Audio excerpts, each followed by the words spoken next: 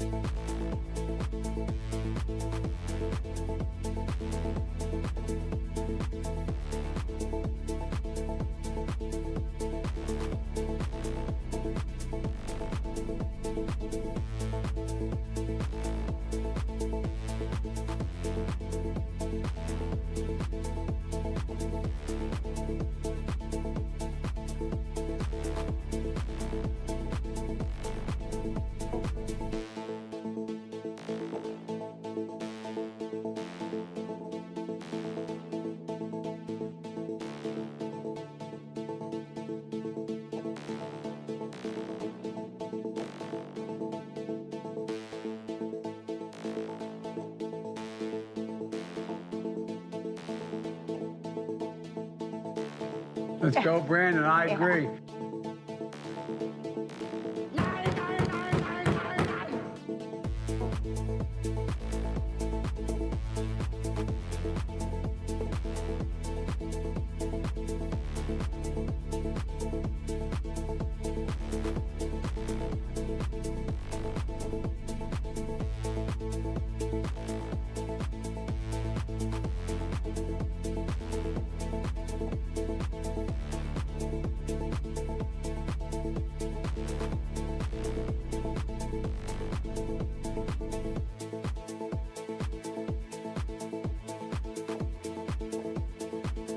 It is man.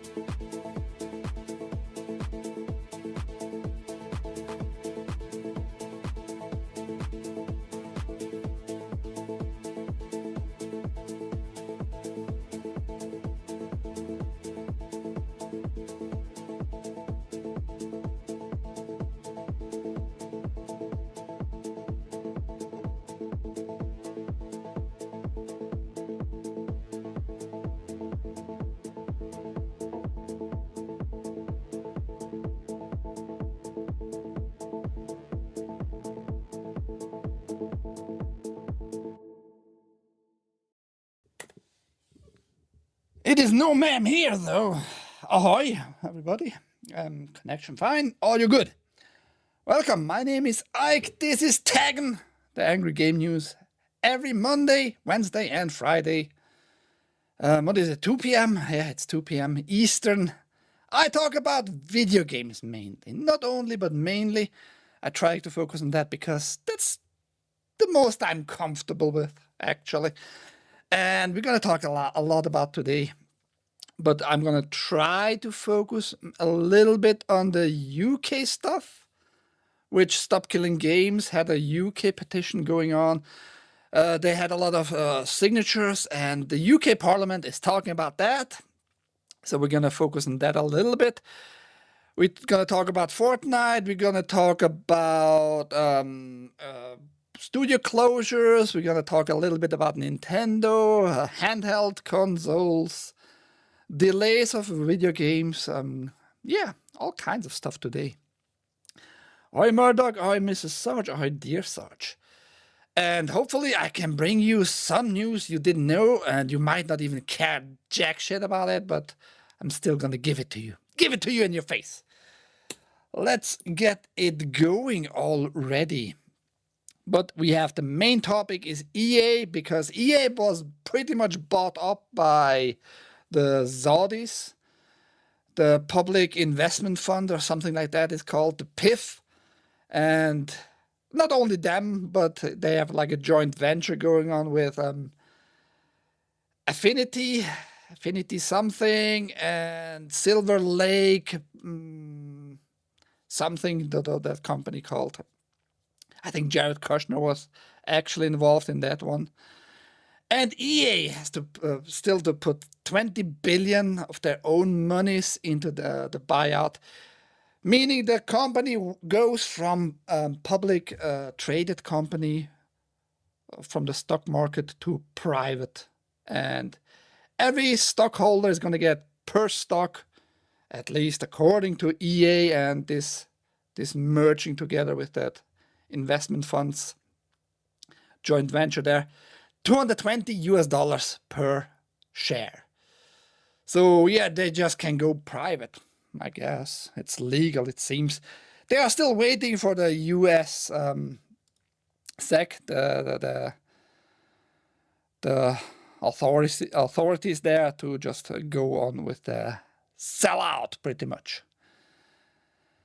Yeah, that's gonna be one big story. But let's go to the smaller stories, and you have information about that now. The greed on display is disgusting. Fortnite finally adds pets in the form of sidekicks, but finds a way to make everyone mad with absurd pricing. Well, I already can tell you, if you're surprised by that move by Epic Games owns Fortnite and has like the whole Fortnite platform. They have not so much troubles with fucking pedophiles on their platforms, at least, so it's working for them. But now they finally, after what, almost 10 years, something like that, they added pets into the equation here in the gameplay as sidekicks, and they want money for that. Big surprise for me. Big surprise for me, because Fortnite makes money only by selling skins, if you didn't know so far. And I'm so shocked that they try to make more money with now pets. And for every pet version, they want like a full price paid by you. At long last, Fortnite has added sidekicks, adorable pets, to the Battle Royale. But bad news, they are expensive, with price tags made even worse by customization restriction that ask players to buy multiple of the same companions if they want their ears to be slightly different. Fortnite sidekicks have been a mixed bag, to say the least. The idea of the little dog following you around, you play in the Battle Royale, and Lego mode is cute. Hell, you can pet them and watch them dance. Oh, wow. Big fucking mechanic that, by the way. Never was implemented in any video games in history so far. Petting your pet, and they can even have some dance moves. So silly. People are so easily deceived by absolute nonsense. But they are cute, I guess, yeah. But many players are seriously unhappy with the fact that although you can't customize their physical traits, such as their ears, size, and color, you can only do so once. Your choice is permanent, and if you want a chunky dog after already choosing a regular build, then you're going to have to buy another one. That's not fun, especially when the first wave of sidekicks are set to range between 1,200 and 1,500 V-Bucks, costing more than some characters' skins. Again, I'm not surprised even by that move. Like, you buy a dog, a pet, or whatever, once, you can customize it, and then it's done. When you click on accept at the very end, then it's done. I'm not surprised by that move, because otherwise it would mean they would like lose on money, lose on a lot of fucking spending by the retards out there who play all day long this gay ass shit game. Actually, I hate Fortnite. I tried it once, but yeah, not fun for me, man. I hate pretty much everything with it.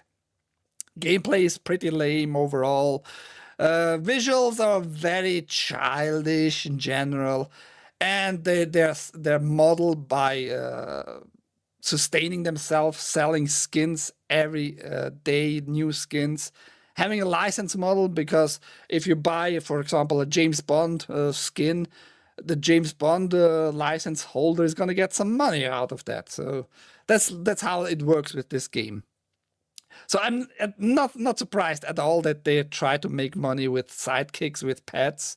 Once you buy the package, you can customize it once, and then it's done after you accepted it with the last click on the OK button there.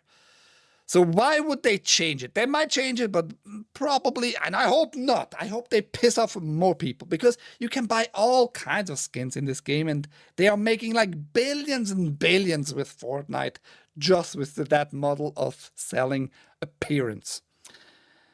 I know they are cute, I know they are fun, I know we all have been looking forward to them, but the greed on display is disgusting and should not be rewarded. Well, you pushed this behavior by this company who brought you Fortnite. You kept on buying, and you keep on buying skins like every now so often. So don't cry now. Shut up, bitch, and give them your money. Just give them your money, you know? Like, if you're a broke boy, just say so. He just entered too. If you're a broke boy, just say so. Don't fucking blame it as disgusting. You brought that upon yourself. For now about a decade since Fortnite is out. And we have other like Reddit posts by fans, whatever a fan is these days on Fortnite. Vote with your money. In the past, this has worked. Car prices are cut in half due to backlash. If enough of us are vocal, they will listen. They continue. Yeah, I mean, overall, that's a general smart thing to say. Vote with your money. Don't give people who hate you your money. Very simple. But it has not worked so far, because some skins are just 20 bucks. Like, you get a skin in Fortnite for 20 bucks. The whole suit and like the glider, whatever, is included in that 20 bucks and all that stuff. But that's how this game makes money. It is free otherwise. You can just download the game and you can play it for free. So it's nothing too special, but that's how they made their money so far. Billions and billions of US dollar. It's like their cash fucking flow, this one single game. And the Epic Store has other games too. They sell other games and they take like the third of the cut, like pretty much any other platform. But it's nothing special. So that's where they make really their money with Fortnite. And ahoy, Bimo. Sarge said about something about money here. Selling ass up to the penthouse suit instead of the street corner. I don't know how that works. Seems like you have experience with that, Sarge. Tell us more, please. How many people on EBT play for fake pets? EBT. Isn't EBT like the Ebonix platform? I don't fucking know. I don't want to know. I don't want to know. Sounds like a racist comment right there. The whole thing is fake. It's the one good thing with Fortnite is, I guess, you start always the same. Like, if you're not skilled, you're not gonna build up in the sense like collecting weapons, and you can just take those weapons over to the next gameplay. It's gonna start over for everybody at the same time, or every game. But I think that's the good thing here. I'm a broke boy. I'm no longer giving Ike my money. No, that's sad though. $15 fake pets versus $7 or $8 cup of mediocre coffee from sodomy box or slot machines. People waste money. EBT is government money for the poor. Oh, is it like one of those social system stamp thingy? I don't know. I don't know about the EBT. I have my pension and I don't give a shit about the rest on this planet, really. I can live with that. I'm gonna go buy food, real food, with that little money I have. Speaking of, I have to go tomorrow.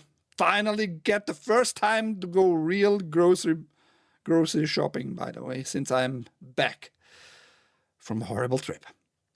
But yes, people not happy with what Epic Games is doing to them. They're feeling ripped off. I hope they don't change. I hope they don't change that model. I hope they're gonna keep on that, meaning people buy that one package, they customize one pet, and if they click on OK, the deal is done. If you want a chunky boy this time, buy the package again. Otherwise, you're a retard in the first place, or whatever. Murdoch says, "Hi Sarge, I'm in person right now. I can't wait until next week. I'm taking Wednesday through Monday off. Little small vacation there, or what?" But yes, people not happy. I think Epic Games is gonna make a big buck this year. Like is it the last quarter of the financial year? Or did the first quarter of the next year already start? I forget that every time. Big hit, Ark Raiders, another battle royale, but this time it's more like an extraction thing. Not a big fan either, but it seems to do well. People seem to enjoy it, which is fine. Not my cup of tea. I am not gonna spend $40. I think it costs now $40.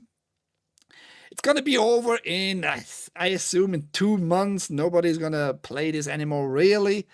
It's just the next hyped game. The last hyped game was pretty much, I would say, Dune, the Dune game. Not a lot of people play that either anymore. Successful game, nonetheless. This one too. Very successful games. But it's just the period of hype right now. Everybody's playing Ark Raiders. I'm assuming in 2, maybe 3 months, the player base will go now from records highs. It's about 350k on Steam, peaked on maybe 400 since yesterday, since the last two days or whatever. But it's gonna go down to about 50k in the rest of this year, I'm pretty sure. Ark Raiders won't add novelty skins to protect game's visual identity. And that's one of my gripes with those hyped games. You don't really have a visual identity with those. To me, it's another just very generic third-person shooter. It doesn't look anything like outstanding to me. It looks fine. Like technically and visually, it looks fine. Nothing wrong with that. But I could go search on, do a little research for about half an hour, maybe an hour, and find you 5 other games the past 5 years that pretty much looks the same, just visually. So your visual identity is nonsense. It sounds like you're trying to use words here, just like trans identity, making your identity as something outstanding, something that is to be viewed like something special. No, all the trans people are looking the same to me. That's what I want to say. If you had any concerns that developer Embark Studios would embrace the Call of Duty-like goofy costumes for its stylish extraction shooter Arc Raiders, you can rest assured. While you never say never, the team has made it clear that novelty skins are not coming to the game at this point. I have my thoughts about why they say that right now, and I'm going to come back to that in a second here after I read the rest. What I believe to be true is that we will maintain the current aesthetic that we have. Watkins said. Watkins is, what was it? Watkins, Virgil Watkins, director of the game. It will fit without our sensibilities of these things look and fit within the world and inside the fiction. That's not to say novelty skins like Ronald McDonald or something like that will never appear in Arc Raiders. Instead, if Embark Studios were to consider these out-of-place costumes, Watkins said that the team would likely create a skin that alludes to the person rather than being that person. Think more color scheme and less actual appearance. So no Nicki Minaj or Snoop Dogg's here.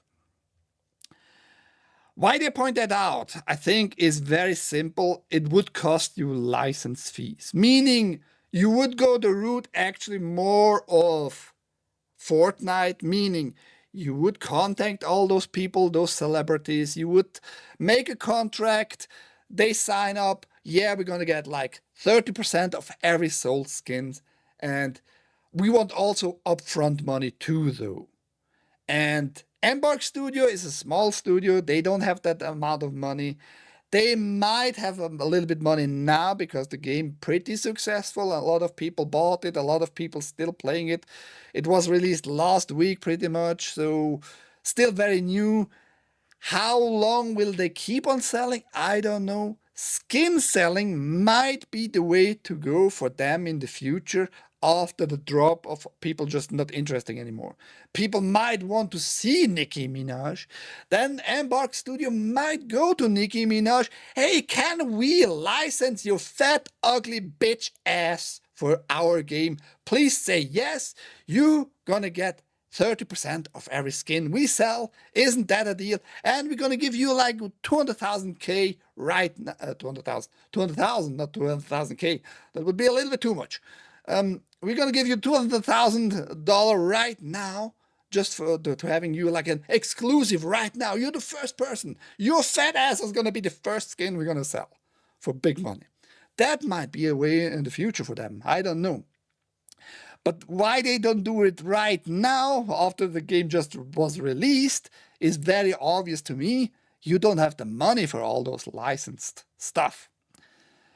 So yeah, you're gonna sell skins. You're gonna maybe make skins available by achievements, probably like a new hat, a new helmet, new jacket, a new weapon skin, all those nonsense things, which nobody cares really. Despite yourself, maybe, like, oh yeah, I have now a fancy looking weapon in my hand in the game. But other than that, I don't know who really cares about the appearance of other people. Like when you play with others, like, oh yeah, your skin looks so nice. I'm getting horny by watching this female of yours right now. But people are weird, so who knows?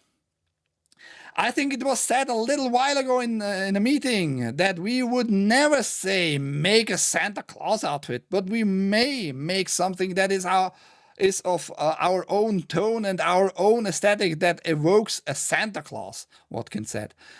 That's not even a statement that we will have a Santa Claus outfit, but I think that's kind of the line you can draw. We are pretty protective of making sure that anything that goes into the game fits within the visual identity, fits within the tone, fits within the setting. I think because so much of our game is strong around that element, it would be really unfortunate to upset that by injecting, I don't know, a T-Rex costume running around suddenly. I don't think the novelty is worth that trade. I think I get what he means. On the other hand, is the game is just a hype right now. People seem to have fun, like with the game mechanics, with the extraction. You go around the world, you loot stuff, you're gonna get better at shooting your opponent, the monsters, whatever you have, right? Animals. But I think nobody plays that game for the specific reason how it looks, you know, like more realistic in that sense. I don't think that's what it makes fun for many people right now. I think it's more the aspect you can play with your buddies, you can make up teams, you go looting stuff, you go to your extraction point, and that's it. It's more like the game mechanics, the gameplay itself that is appealing. And I think nobody really cares for the visual identity. I think that's BS. Murdoch and Sarge talking about the meetup, it seems. When they're gonna meet up for sucking on BBCs together? I don't know. Who knows? Novelty and silly skins have been a hot button topic in shooters lately, particularly among the likes of Battlefield and Call of Duty. Activision Blizzard admitted that the series may have strayed from its grittier identity, confirming that the upcoming Black Ops 7 won't let you transfer your wacky costumes from Black Ops 6. EA reacted to this decision, clarifying that Battlefield 6 will have grounded skins instead of tropes of encourages cosplaying trapsing into the field. Yeah, they said that multiple times, sure, but they already released skins right out of the gate. Maybe not as outrageous, maybe not as like visually upsetting in the eyes of many people. But PlayStation players got right away on the day one and exclusive skins in Battlefield 6. And Black Ops 7 will take certain skins over from the old one. Just saying, I talked about that in the past. So you're not honest with us entirely here, as usual. But yes, ARC Raiders might need money in the future. I don't think they can upkeep like the sellings of the game for the next year like it is right now, because it's a new fucking game. So they will need another income, and the way to go might be, as usual, unfortunately, selling skins. No, Murdoch is too homophobic to enjoy a cigar. Yeah, that's what you said for of yourself, dear Sarge. And now where we are today, he is sucking on BBC daily for hours and hours. And because he sucks on so many BBCs, he needs to make more money. So he goes, because of that money deficiency, he goes on talking to the AI lords, training them. And because that's so exhaustive for him, talk for hours and hours, he needs to go back to smoking cigars to relax. It's a cycle of sucking, pretty much. Japanese publishers demand OpenAI Sora 2 stops using their copyrighted creative works without permission. Yeah, well, let's see how that goes. Oh, Haste, I'm smoking a good one right now. I bet you do. I bet you're sucking on a cigar right now. Cigars are great. Yeah, I don't know about you and cigars, Haste. I know about Haste and body pillows. He's very, I don't know why he keeps on going with that, but he's super big with his body pillows. Now he just admitted today, pretty much to me, that he's a big Yoko Ono fan. And he showed everybody that he has a Yoko Ono body pillow, by the way. Back to the AI permission by Sora. A number of Japanese publishers, including Square Enix, Bandai Namco, and Kodakawa, have publicly called for OpenAI to stop using their creative works to train its Gen AI tool, Sora 2. CODA, the Content Overseas Distribution Association, a Japanese organization founded at the request of Japanese Ministry of Economy, Trade and Industry and the Agency for Culture Affairs to promote the overseas development of Japanese content and take anti-piracy measures, has published an open letter to the OpenAI noting a large portion of the content produced by Sora 2 closely resembles Japanese content or images.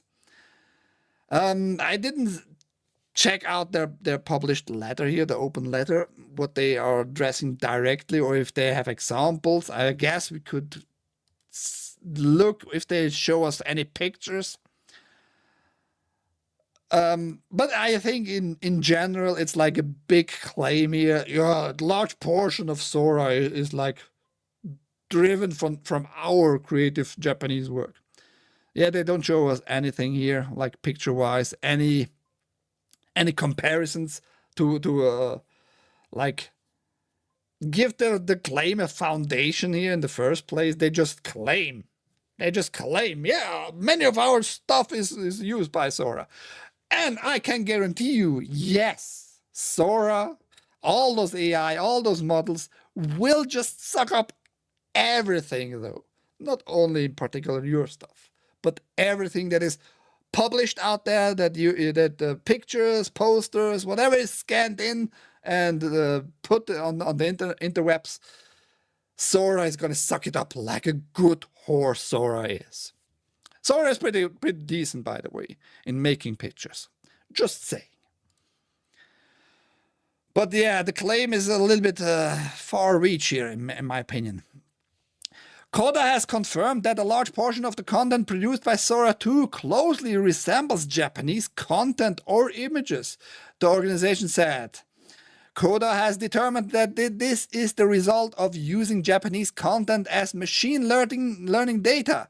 In cases, as with Sora 2, where specific copyrighted works are reproduced or similarly generated as outputs, CODA considers that act of replication during the machine learning process may constitute copyright infringement. What that tells us pretty much is they are claiming, like, by the act itself, by Sora, the machine learning process, by the machine just scanning those pictures, already an infringement is actually happening. Which I don't see that happening. I am kind of against a lot of AI stuff, you know, because it's sucking up all our information, no matter if you gave a consent to them.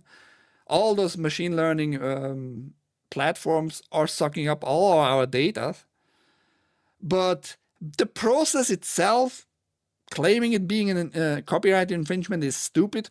The main reason is, like, if I as a human being do the same thing, meaning check out on websites of Bandai Namco or on Square Enix, the new upcoming game, you showing me some pictures, some screenshot of the game, by just watching at it and scanning it with my eyes, putting it in my brain, making memories, that's not copyright infringement. And the same goes for the AI stuff, actually.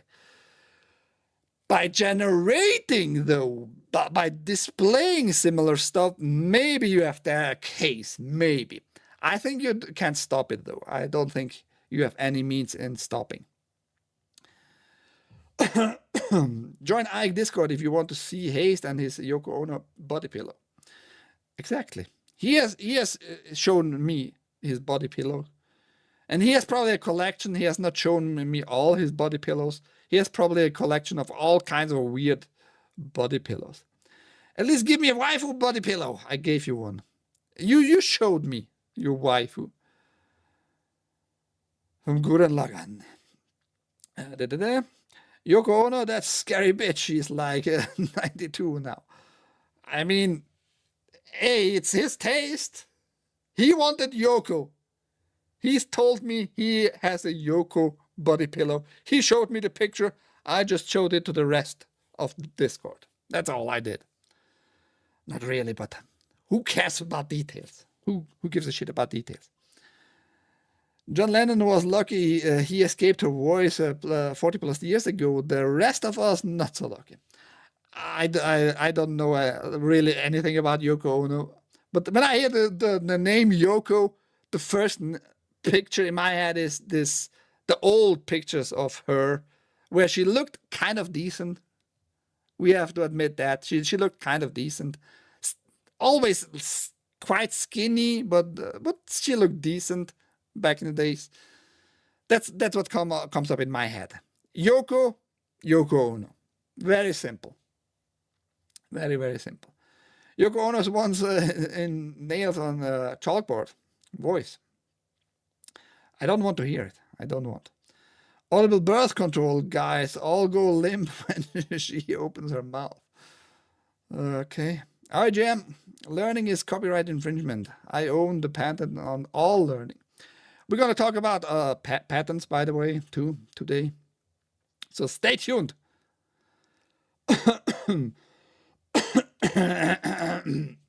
Holy shit. Good thing we have tea. Tea from the cup of Beers and Noobs, sponsored. It's a small cup though, kind of. What is your opinion about the big data centers, Ike? I never was fan of big data centers. And nobody should be a fan of big data centers, because after 2013-ish, 2012-ish, when finally Edward Snowden told you that the big ass data centers are going to be used to collect data on your ass, no matter how illegal activities you did, it's going to be collected in big ass data centers.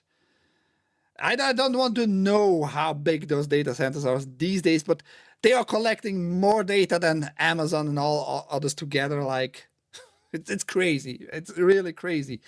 A lot of money wasting, a lot of fucking resource wasting. So why the fuck you still allowing that? I mean, you're thinking by voting anything changes. Obviously it doesn't. Nothing has stopped. So fuck the big data centers. I like big compute centers though, because big compute centers give you the opportunity to do funny stuff. I like AI only actually for the funny stuff, for the parody in the creative process. If I'm not very creative in the myself, but I have like creative ideas, AI and those big centers, big compute centers, will give me the opportunity to make my like vision coming more to life. Let's put it that way. Bitch always looked crazy with those big ass glasses. And she didn't have always big ass glasses though. Like go look up many old pictures. She wasn't without glasses. I don't know when she came up with those big ass glasses, but yes, she looks kind of a little bit crazy. Fuck software patent. Yes, I agree. AWS has too much control. They killed Parler after J6. That's a big story with Dear Sarge. He hates Amazon just because they killed his beloved Parler. On the other hand, Parler sounds a little bit gay, I have to say though. Just the tone of it. Parler. Do you want to parler with me? A little bit too French there. But yeah, I guess old. I like generating pics of me and body pillows. That's the reason why I'm old. But Sarge uses Amazon since he learned about how good Amazon can be. Use it to your advantage. Don't think about political means, man.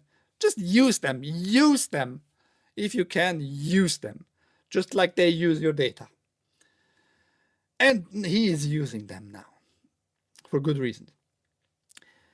Holy shit, man, Mrs. Sarge just showed me a pillow picture. Yoko looks dead. That's a newer picture of hers, that's for sure. He wants to have like his pillow collection probably like in a contemporary means. He probably prints out Yoko Ono's picture on a body pillow size pillow every 5 years or so with Yoko Ono. I like Amazon Luna streaming. Yeah, I'm again on Amazon Prime for 33 days. And I tried Luna this time for the first time for real. Tried Hogwarts Legacy, by the way, and fuck that shit.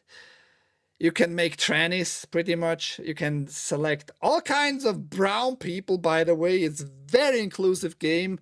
No matter how good the gameplay is, it's already very inclusive. It did the same bullcrap like Starfield did, but it did not get so much backlash like Starfield did get. So gameplay-wise, it might be better. But being able to select all those teenagers, brown, too many brown people, just like it's too inclusive. Like I am being excluded as a fucking pale white cracker in that game. But despite that, you can select whatever gender, but the voice can be also a gendered voice. It's going to be called, I think, voice 1 or 2. But so you're going to have like a female with a male voice, and I'm kind of out if such a game exists. So fuck Hogwarts Legacy for that. Yeah, but they hated it maybe because it was not more inclusive, like openly inclusive. If they would have known that you can make a female character with a male voice and pretend to be whatever you want actually in that game too, they would have loved it. But because those trannies, all those faggots don't play those games in general, or games in general, they didn't know about it. I didn't know about it. But many Harry Potter fans were in love with it because gameplay-wise and I guess lore-wise in general, it was fine. So if they would have known that, they would have praised it. They would have bought just multiple copies just because of that one fact. Consequently, Coda is asking that its members' content is not used for machine learning without their permission, and that OpenAI responds sincerely to claims and inquiries from Coda members' companies regarding copyright infringement related to Sora 2's outputs. Yeah, I mean, OpenAI is not doing anything different from now on just because they claim that. They are not going to change jack shit, so what's the point here, really? But yes, they are not happy, and Sora is going to create pictures and they're going to do more copyright infringement. It's going to not be stopped. They're going to have maybe a model in the future, like giving some cents out to certain types of picture generating outputs. Who knows? Hard to say. We are like on a tipping point pretty much with all those generative pictures and video creations. Let's see how that goes.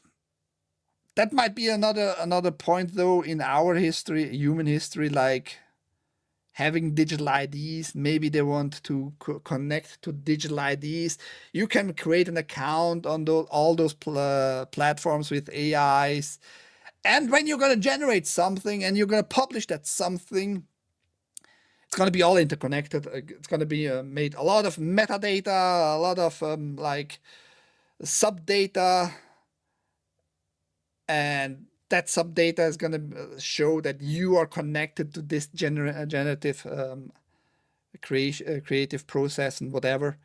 And you might just get 2 cents out of your account in the future right away just by generating it and publishing it. Because they probably can track that in the future all back to one ID. And all those platforms are going to be just out of the equation probably, because yeah, they're just doing like what people want, right? Nothing wrong with it. So who knows? Well, too many brown people.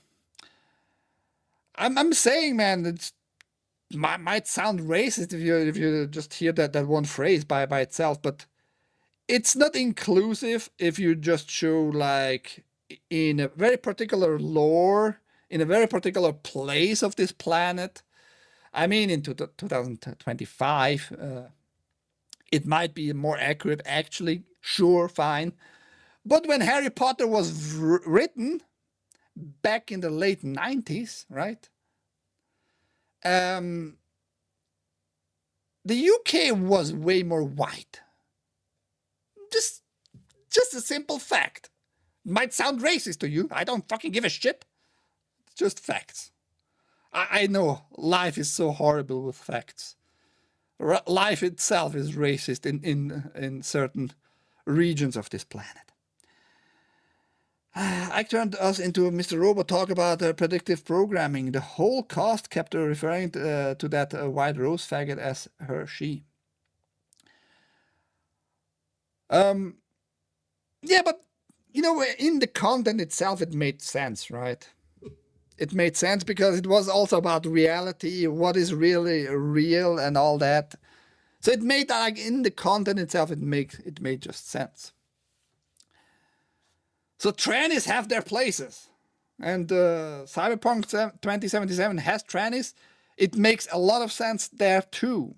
I told that in the past, because it's a world where everybody can be anything by just putting in a little bit money, taking off your dick and putting a vagina, changing your voice, having no arms anymore, but instead of arms, blades. You know, it makes sense in that world. It makes sense in that one world. You have always to consider the context in general. Switch poised to overtake DS and becoming Nintendo's best-selling console, and it could take the all-time crown from PS2. Switch 2 seems to become probably the best-selling console and the best-selling console for Nintendo. But the best-selling console ever, like the crown from PS2, I doubt that. I just doubt that.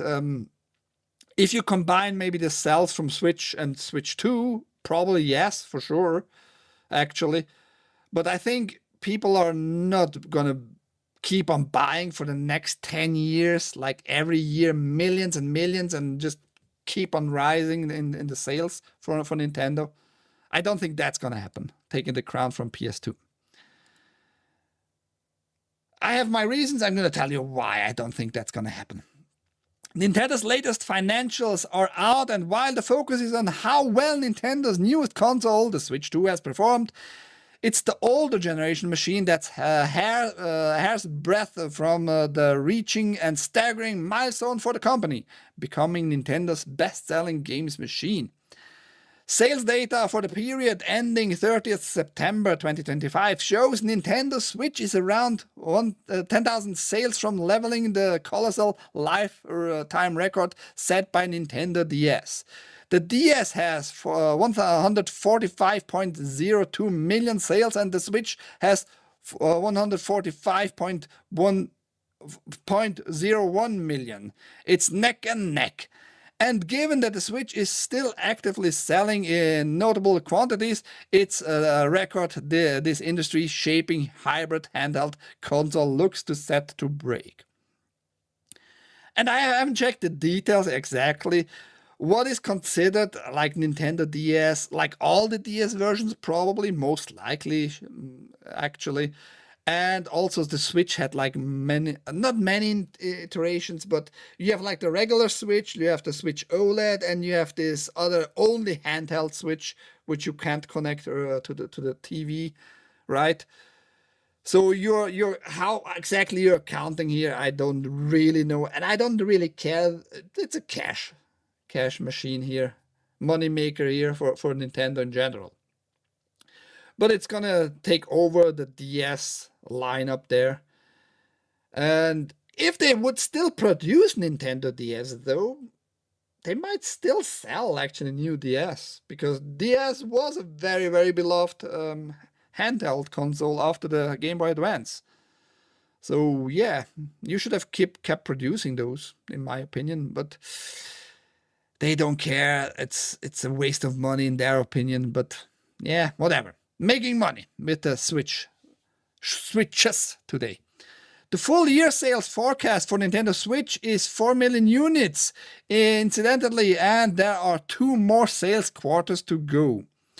For reference, the Nintendo Wii, another champion seller for Nintendo, sold 101.63 million units during its lifetime, which gives you an idea of the enormity of the Switch's success. The Wii U, meanwhile, sold a woeful 14.56 million units. Yeah, because it was too expensive, in my opinion, and it was like they tried a little bit too much with the Wii U. Which actually the Wii U is what the Switch is today, like just mechanically, like having this big ass display in your hand if you want to have it in your hand and all that. So they actually approached that road in a quite a little bit different path, but more successful with this version. And the Wii U though, and the Wii, the Nintendo Wii, I think this one had not a lot of versions. As far as we remember, they just brought like color versions of it, but technically they didn't upgrade it in any shape or form. It stayed for the longest time the same. So yeah. Switch bitch, new name for trannies. Why are you thinking about trannies so much though? Just a second ago, thinking about trannies in Mr. Robot. Now you go to more trannies with consoles. Sarge has a lot of trannies in his thoughts. I don't know, where was I? But there's still a bigger fish in the proverbial pond when it comes to lifetime console sales. And that is, of course, PlayStation 2. Sony's best-selling machine is the record holder, with the PS2 surpassing 160 million sales last autumn. But that tally is not out of reach for Nintendo Switch, should the sale keep trickling in. They could reach it. It's like 6 million away. Sure, they could reach it. I think Nintendo is just going to do Nintendo stuff and just stop producing Switches maybe next year. And it's probably going to not sell millions, the original Switch, next year, like millions, like they forecast, really. So they might just stop producing it and focusing only on the Switch 2. So who knows? I don't think they're gonna reach that 160 million sales. Also, can we really verify those numbers in the first place? Can we verify really those 160 million sales in PlayStation 2? Hard to say.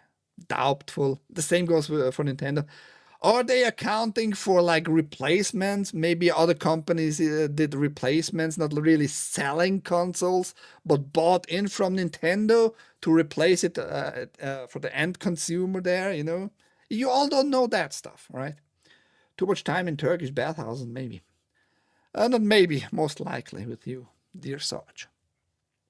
Stop sucking so much BBC. That's my say. Now let's talk a little bit about patents here. And I hate patents in general. The main idea is kind of okay in my opinion. Like you try to protect your invention, right? And everybody heard probably the story about who built the first radio really, and because of patent wars going on in the early 20th century there. Yeah, it would make sense in such cases, but we are now in a point of our human history that it's becoming really, really annoying, and it has nothing to do with innovations, nothing to do with real ideas. You're not creating really anything special. You're just putting, if you have enough money, some thoughts on paper, send it in, and getting maybe the patent for like stuff that is already out there for decades and decades, for hundreds of years maybe, and stuff like that. But because the patent office is retarded these days, you're gonna get the patent because you put in money. US Patent Office Director orders re-examination of Nintendo's patent on summoning characters to make them battle. Yeah, very novel idea. Very fucking novel idea. It was never in video game history available that you can summon a companion, a pet, to fight for you. That is absolutely new to us, right? Before Pokemon, that was not thought of ever and not shown ever in RPGs. Stupid. Like, what is Dungeons and Dragons in general, actually? Right? What is Dungeons and Dragons? How did it become Dungeons and Dragons? You're going to have a tabletop game, you're going to summon your figures, and they're going to fight for you. Like in real life, it's not a new concept, so fuck off Nintendo. I hate Nintendo for such stupid crap. In September, Nintendo was granted a US patent which covers the action of summoning another character and making them battle on the player's behalf. The most obvious example of this patent is in action is a Pokemon game, where a player can summon Pokemon and use them to battle other Pokemon on their behalf. I, by the way, never played a real Dungeons and Dragon, like paper and pen, or pen and paper game, like physically, but I know the concept. And it's how old is Dungeons and Dragons? How old is Dungeons and Dragons? We just can do a little search here.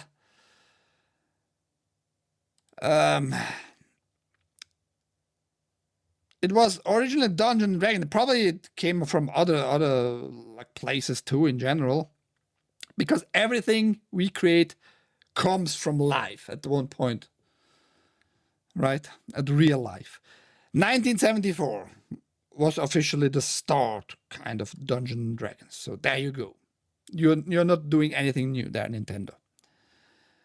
So no, it's not the most obvious example. It's the most obvious example maybe in the digital world, maybe, but probably not even there.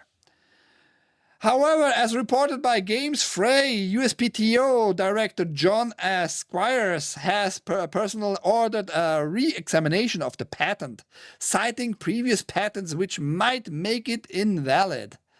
Specifically, Squires has focused on the patent's claim to having a sub-character fight alongside you with the option to make them fight either automatically or via manual control.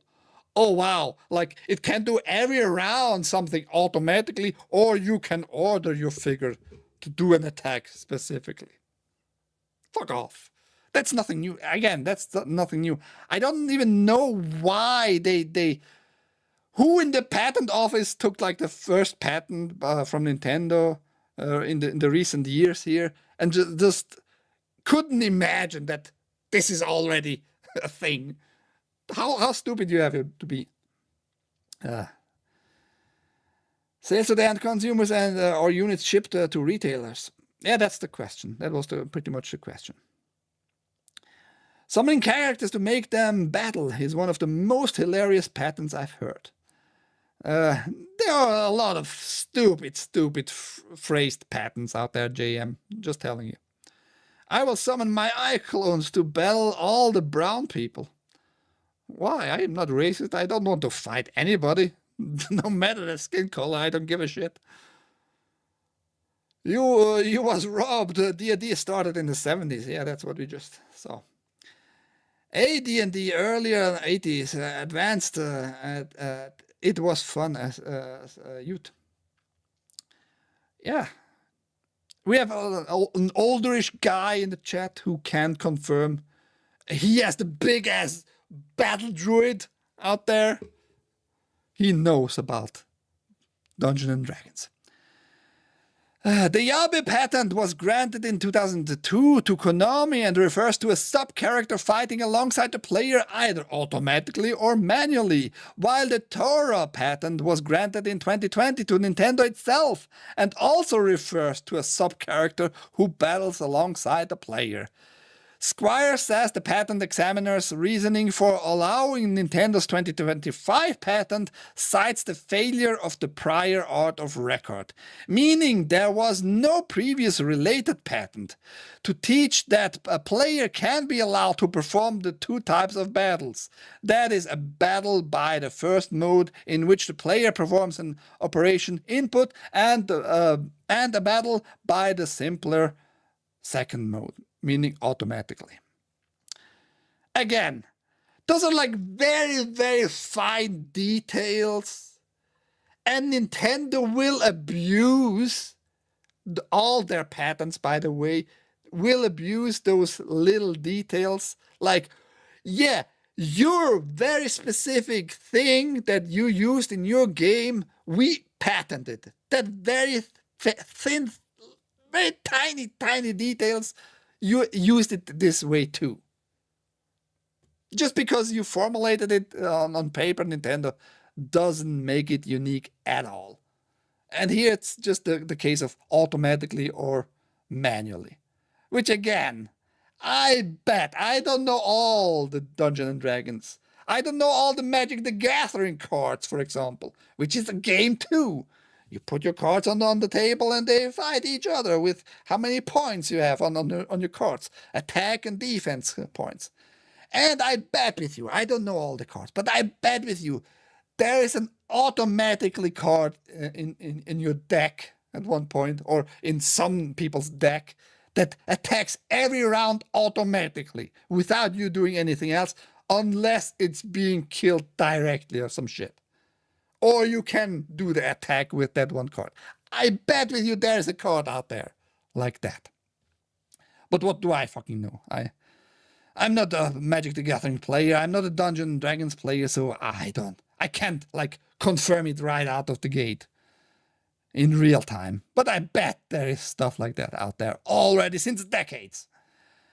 However, because each of the Yaba and Tora teaches a player being allowed to perform a battle in a manual mode and in a simpler automatic mode, Squire says a reasonable examiner would consider each of Yaba and Tora to be important in deciding whether the claims are patentable, adding that each raises a substantial new question of patentability.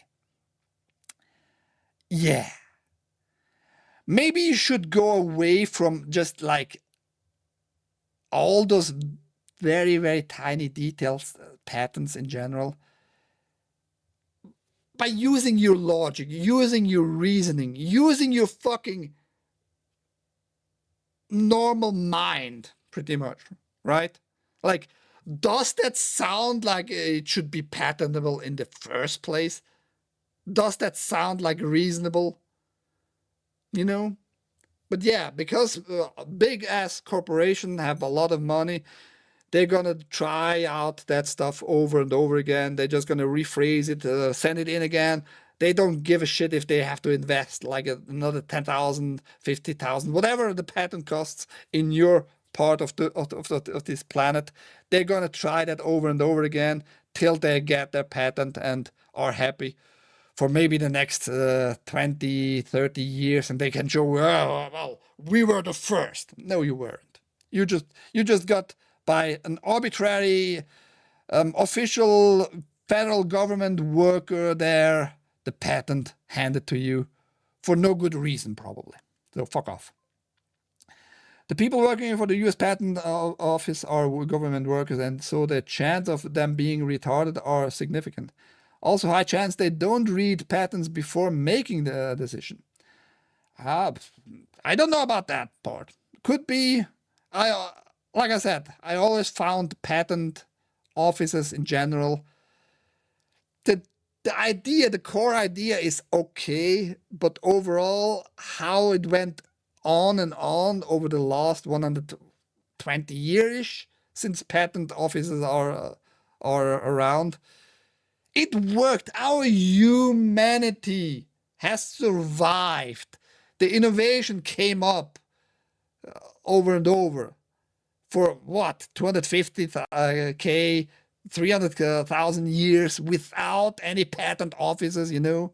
It has worked very well, innovating new stuff. It doesn't protect really anything either. It protects only probably the really big corporation who can afford all those prizes. And if they have a real new idea, it would make them money no matter what. But yeah, what the fuck do I know again? Oh, ouch. It sounds like Swiss should be in charge of a gaming studio. He knows what's best. He's a very logic person.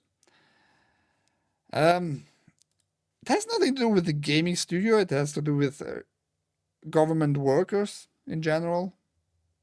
Like protecting, not the good ideas, but protecting whoever can afford stupid ideas at this point. Games Frey claims that it's very rare for the USPTO director to personally take the initiative to order a patent re-examination without another company getting involved. The site claims that the last time this happened was in 2012. Yeah, and it's supposedly Trump is involved in all this case with Nintendo, this Nintendo patent and all that. I don't know about that, the detail. But again, get away of this patent shit, man. I think it's like actually hindering innovations by patenting very, very logical, already established ideas and mechanics. And Nintendo is big in that shit. Nintendo, for some reason, is very big in that crap, and they keep on getting all kinds of stupid patents. For example, they have a patent on the controller with a rod mechanic on it. And I guarantee you, there are already established 20 plus years old rod controller for fishing games. I guarantee you that already. I'm not going to show you right now, but it's not a novel idea. It's nothing new. You're patenting something that already exists. Stupid. Speaking of stupid, are you feeling bad, everybody?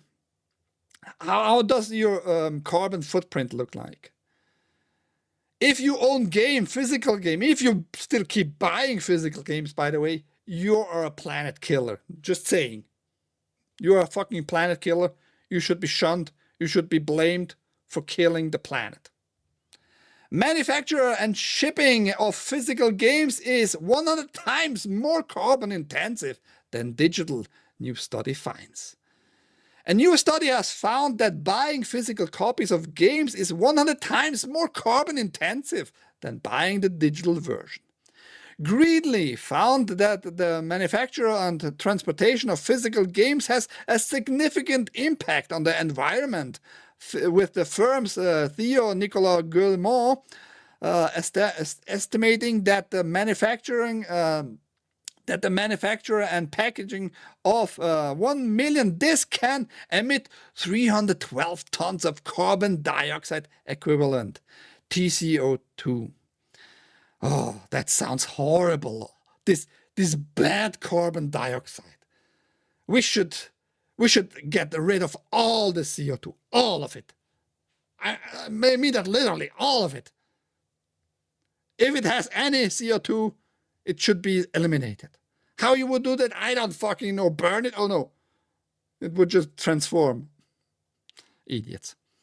Although cloud-based gaming can be determinal as a result of its need for continuous access to energy-hungry data servers, we also cannot neglect the continued impact of manufacturing and packaging physical video games. Study author Stephanie Safdie told GamesIndustry.biz.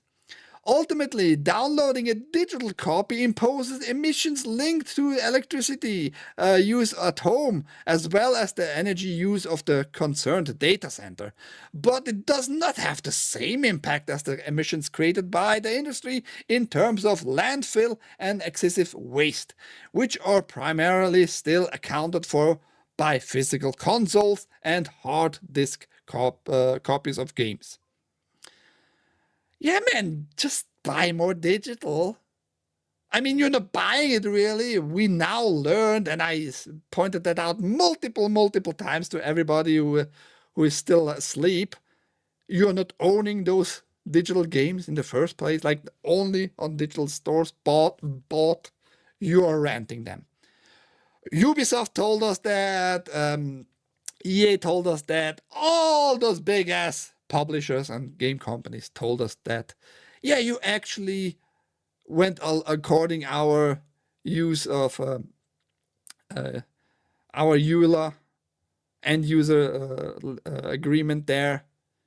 You agreed that you don't own the game, so shut up, man. Just buy it online for maybe the next 5 years. You can use it, and shut up. Just shut up. As a whole, physical video games may still be less carbon intensive than their digital counterparts, but their ultimate impact should not be underestimated. Yeah, sure. Time to trying to program everyone into the digital prison. Absolutely. Lies and just more propaganda. Physical media, money, gold, silver are outside of centralized power. That's why they want to get rid of it. The juice box power. Kumanis is again on his Jew train there. Well said, OMG. Yeah, that's a part of it. I think I tried to find out about this Greenly company. I know they are from France, but I haven't found any ties to what really, how they make their money in the first place with those studies. Who is putting money in those studies? I really don't know. I haven't found it out since yesterday. If somebody is more up to do a deep dive into that company, go for it. Would be interesting for sure. But I don't think they are caring that much for real life in general. You're not going to own shit and you're going to be happy because we told you. You stupid monkey, you carbon wasting monkey. You carbon polluting monkey. Manufacturing consoles has a similar impact, exacerbated by the advancements in chip technology, which means that even more electricity is needed to manufacture and ship chips used in console production. Once manufactured, Greenly calculated that conventional games consoles consume 3.9 terawatt hours TVH of electricity a year in the US, producing 1.6 million metric tons of CO2 emissions. Holy shit, we are killing the planet like crazy. I mean, we have no evidence that CO2 is bad in the first place. We just were once told all of a sudden that CO2 is bad because supposedly it is less reflective and the heat is going to be concentrated on the ground and all that bullshit because of mainly CO2, which is not true at all. They have zero evidence of that. If they can claim any gas that does that, it's actually water vapor, by the way. Clouds are heating up actually more, if anything else. But they just can't control clouds as well as they try to control us humans directly. As for PC, Greenly estimates that the platform is used for an average of 2 hours and 25 minutes per day, resulting in 84 kilogram CO2 of emissions per year. Holy shit. 2.5 hours of gameplay on PC results in 84 kilogram CO2 per year. You are killing your planet just by daily gameplay on PC, no matter if it's digital, downloaded games or not. Looking at mobile, the firm estimated that a single mobile user could emit 20 kilograms CO2 during an average session of 97 minutes per day. Cloud-based gaming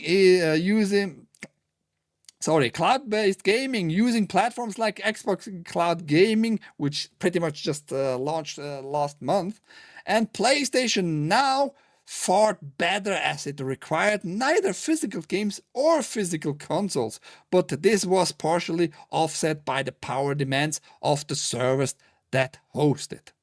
Wow, they figured that part at least out. Like, yeah, I'm not going to calculate that game on my device, but it has to be calculated. Those polygons, that the 3D stuff has to be calculated on some machine somewhere else. Smart, really smart people at Greenly there. The greenest platform option for players was handheld consoles, with platforms like the Switch emitting 13.8 kilograms CO2 per year. You're not telling about how much hours you would need to play for that amount. You're not consistent here in the article, bitch. Their manufacturing has usually proven less carbon intensive, aiding this baseline figure. Greenly explained, although the report highlighted that the true impact of use will be slightly higher due to the console, like the Switch being docked to the TVs. Okay, retards, I have to head out. And you didn't even give any money out. You are more broke than ever. Broke boy, just say so. BMO. But he told us he is never going to give me money ever again. See you later, BMO. Synapses fired. With those smart people, maybe. We are the carbon footprint they want to get rid of. CO2 makes the planet greener. Grade school science. Grade school science maybe 25 plus years ago. Ouch, my junk. Maybe 25 plus years ago. These days, grade school science is CO2 bad, you breathing bad, you living in general just bad for the planet. It's weird how that works, right? The report suggests several means by which games companies could reduce carbon emissions. These included console manufacturers running trade-in programs that would enable components to be reused, shipping consoles with default settings that would reduce energy consumption and thus carbon footprint, and developers optimizing games to minimize electricity consumption, as demonstrated by Epic's work on Fortnite. Yeah, that was a short story in my memory here that made zero sense either. We're gonna give you a optimized console on default settings that uses power saving settings. I mean, your game is not gonna look like you want it to look, like fancy and high detailed and all that. That's why you bought probably certain parts of your PC, meaning a high compute GPU and high compute CPU and all that. But yes, let's not use that stuff. You wasted your money on it. Pretty much. It singled out Microsoft's digital Xbox Series as one of the most eco-friendly products on the market due to its energy-saving power and being partly manufactured with recycled materials.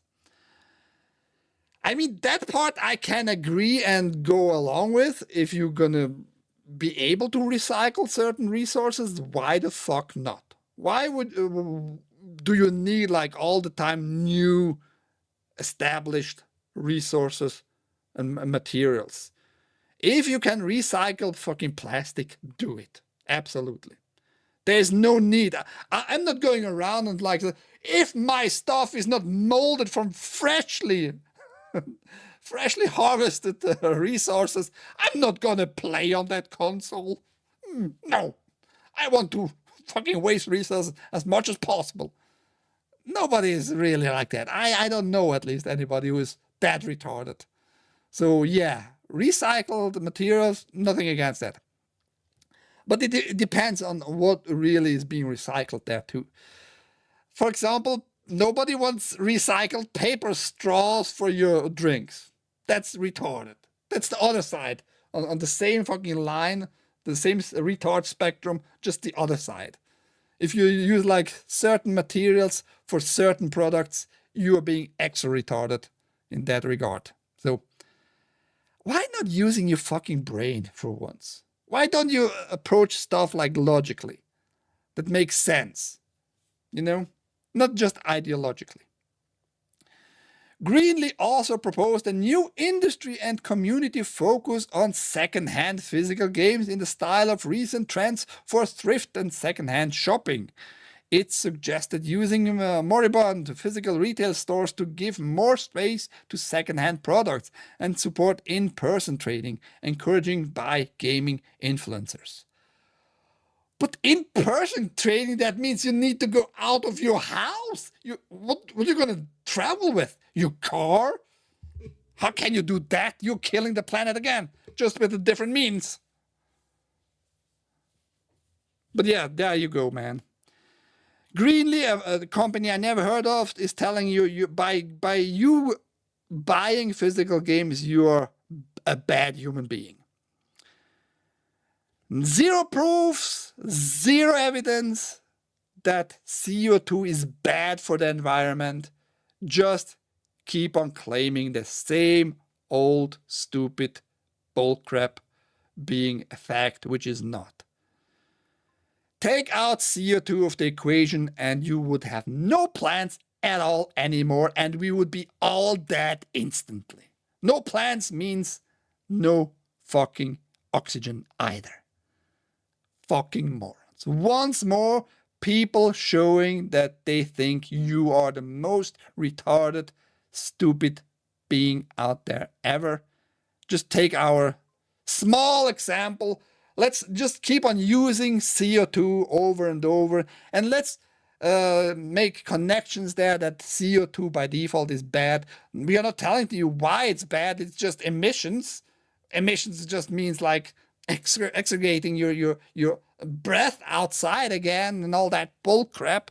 We're going to give you zero evidence that it's really bad, but we're going to just suggest and just assume and keep that in your mind that it's bad. All bull crap. All bull crap. Why don't they recycle used toilet paper? Used toilet paper. I mean, that's what it's done, by the way, in many parts of this planet. Waste companies that take toilet paper in, they filter that usually out. It's cellulose, what's the word in English? It's just fiber in the end, you know, you can recycle that. You shouldn't recycle it for your napkins, but it's been recycled in many places, Sarge, actually. But what you probably mean for them is they should recycle it right off your ass, probably. Yeah, here with some chocolate. Sarge and his shit talk again. Well, what about all that cheap shit from China? Electronics comes all from China, so cheap or not doesn't matter. But yes, I mean, I guess they included that in their study, whatever that study really was in the end. Doesn't matter though. They are just trying to establish a thought in your mind that by you not buying physical media, by you not owning it, it's just another piece in this whole equation of the Agenda 2030. You're just not owning shit, making you a bad person if you buy physical media. By the way, you almost can't buy any physical media anywhere these days anymore. Almost no game is really physical. You always need to have a console these days that is connected online, that needs a patch. So what is your point here? Stupid. Anyhow, let's keep on with stupid though. Physical games are going to more or less be preserved and not just chucked out the trash. If you can do that, yes. Concord's disastrous demise could help push for better consumer rights in the UK. I'm not going to go too deep in this article. It is pretty much connected actually with the next article about ownership of your bought games and connected to Stop Killing Games. But an MP in the UK took this game, Concord, which was a big failure. Supposedly it cost Sony $400 million US, a lot of money, right? And after the release, nobody bought it. And in about 2 weeks, they did a refund. Everybody who just wanted a refund. Yeah, disastrous. It was a disaster. It went nowhere. If you got still a physical copy of this game, you might have something for the history lessons in the future. But yes, this Parliament guy took the Concorde as an example, like how it can go just away. Certain stuff, when you buy it, it can just go away, and we should have more consumer protection, which, yes.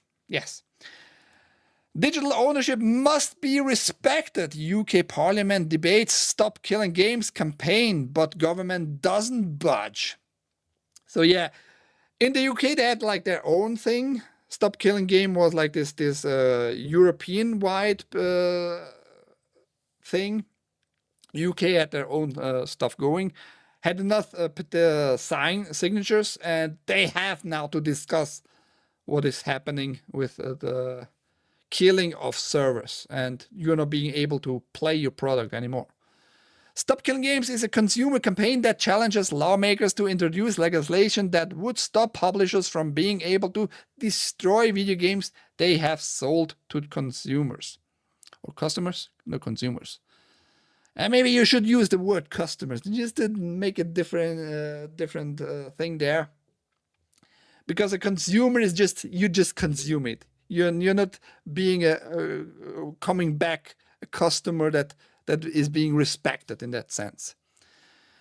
In Europe, a petition for Stop Killing Games has amassed more than 1 million signatures, sparking a response from its Game Industry Lobbying Association, which argued that it would be legally risky and prohibitively expensive for developers to develop these games in a way that could be supported when the official developer supports ends.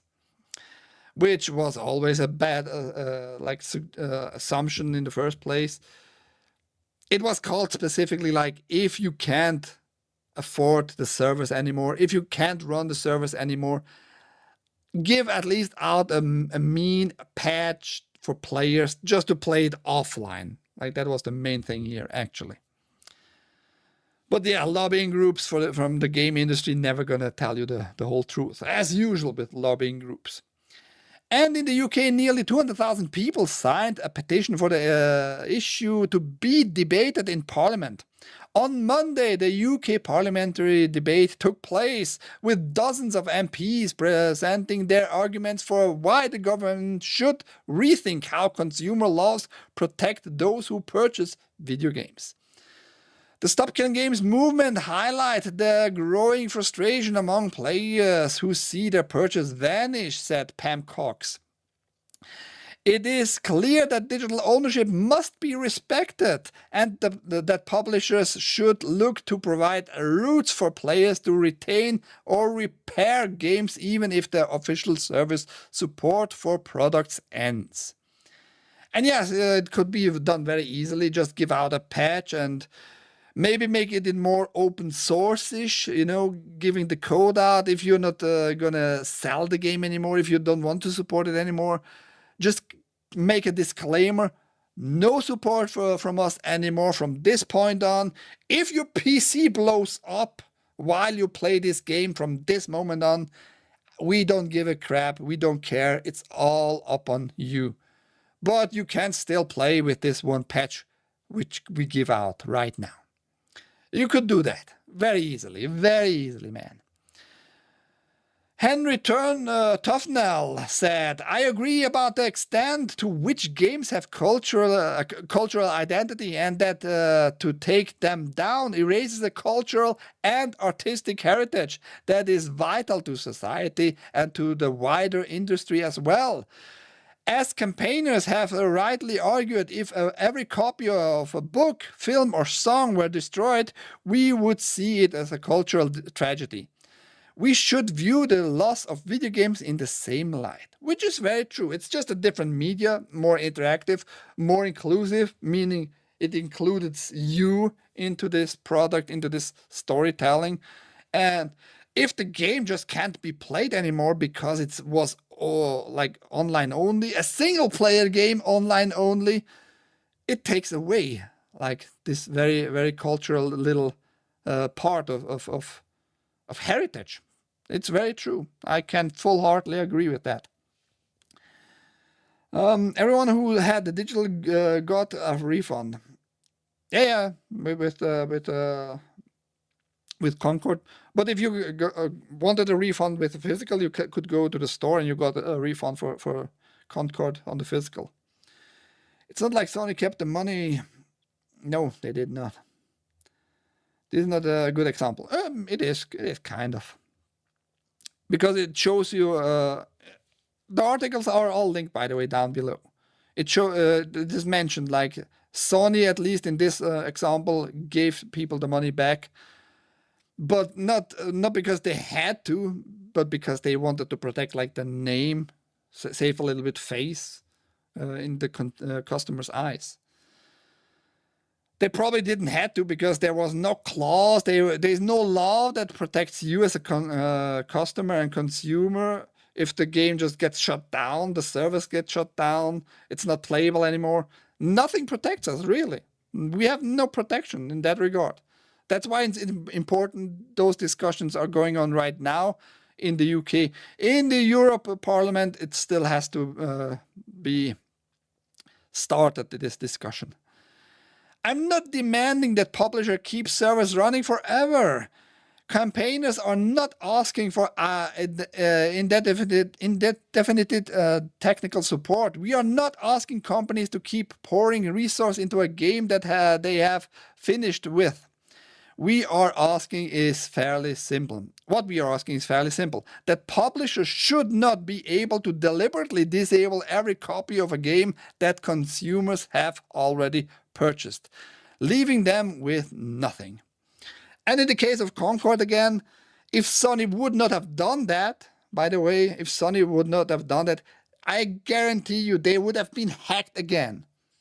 The first major big ass hack they got in the PlayStation, in the network back in the days, was in the PlayStation 3 era, where they took away the ability of Linux being run on the PlayStation 3s.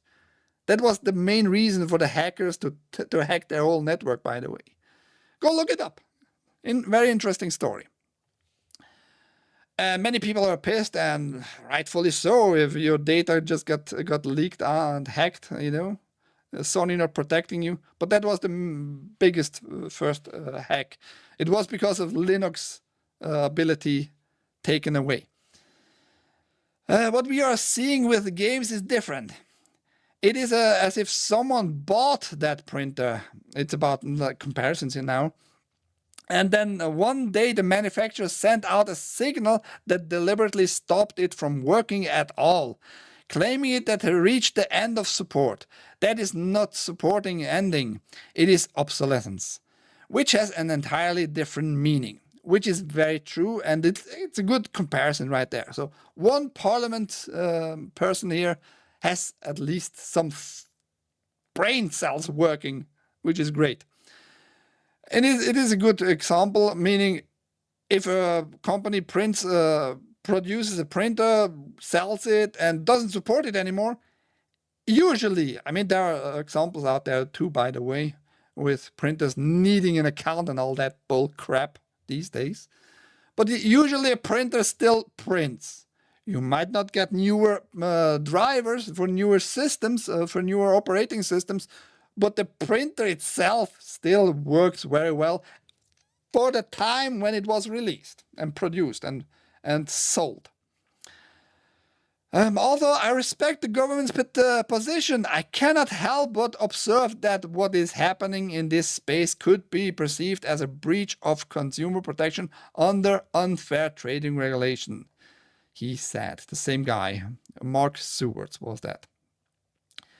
So the discussion started on Monday. Let's see how it goes. And if we're going to get protection in the UK, in the gaming sphere, who knows? Hard to say. But it is good in the first place that they are talking about that.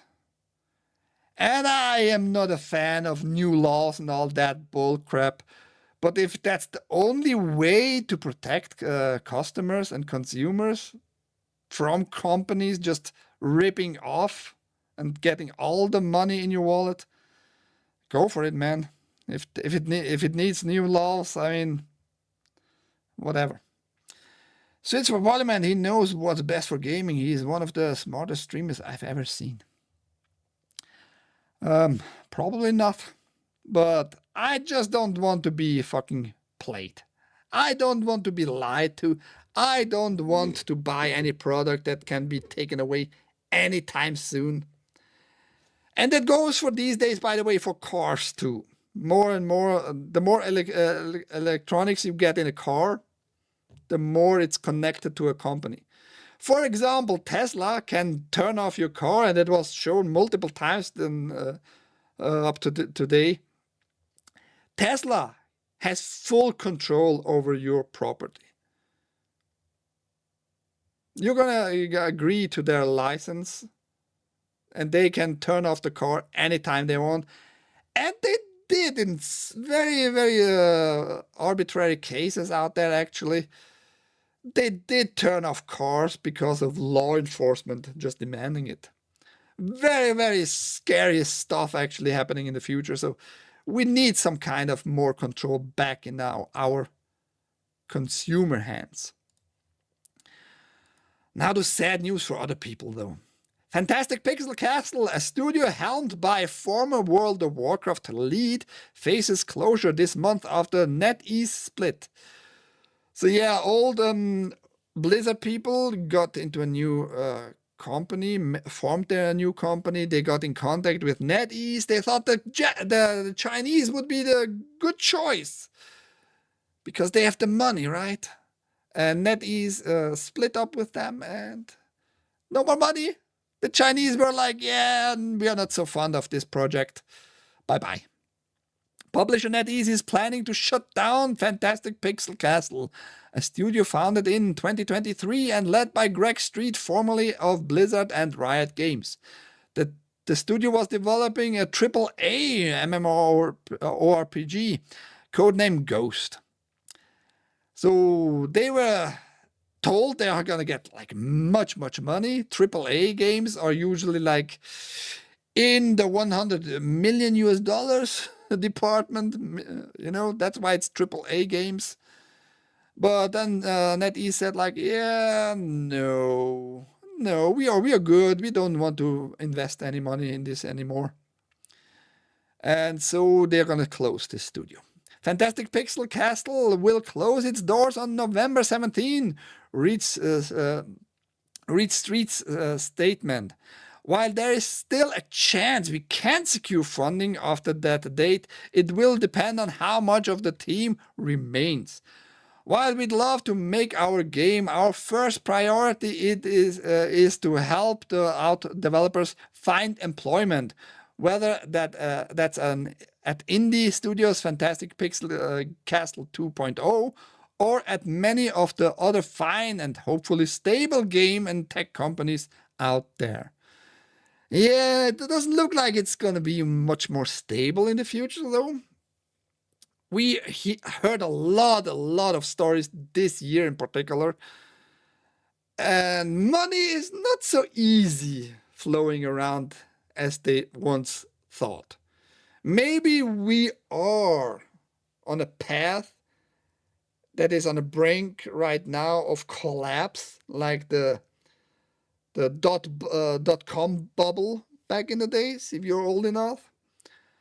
Many people just invested over a certain years a lot, millions and billions of monies, right, into all kinds of companies with just having an idea, and then all of a sudden everything went to shit, and all those companies were worth shit.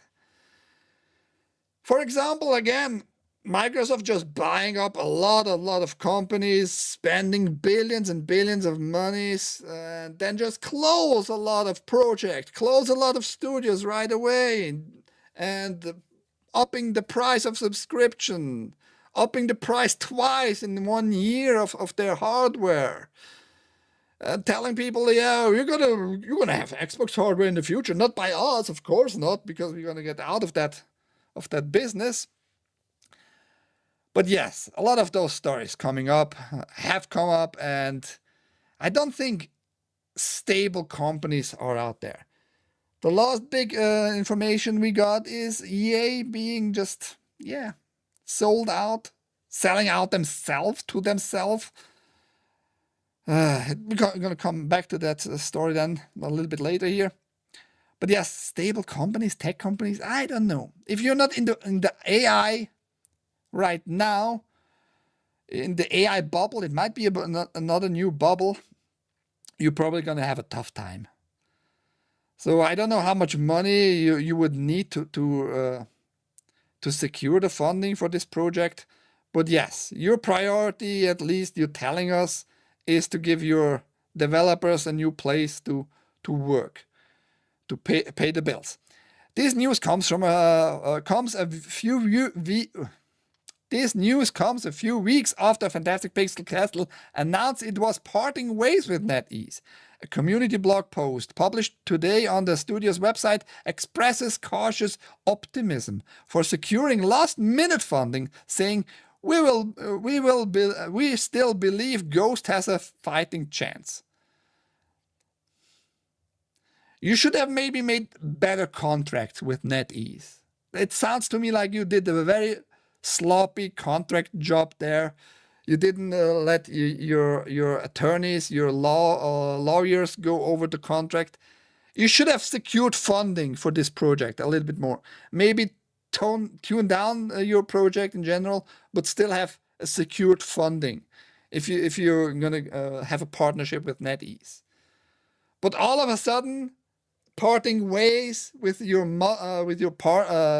parent company there, and telling like, yeah, we are cautious optimistic that we're gonna have the funding on the last minute still. On what basis? You're not telling us at all. Stupid people being stupid.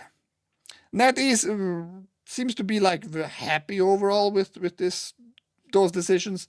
They seem not to have wasted any money. So I think they are happy with that parting of ways. We are still 100% focused on finding new funding to make our game, reads the blog post.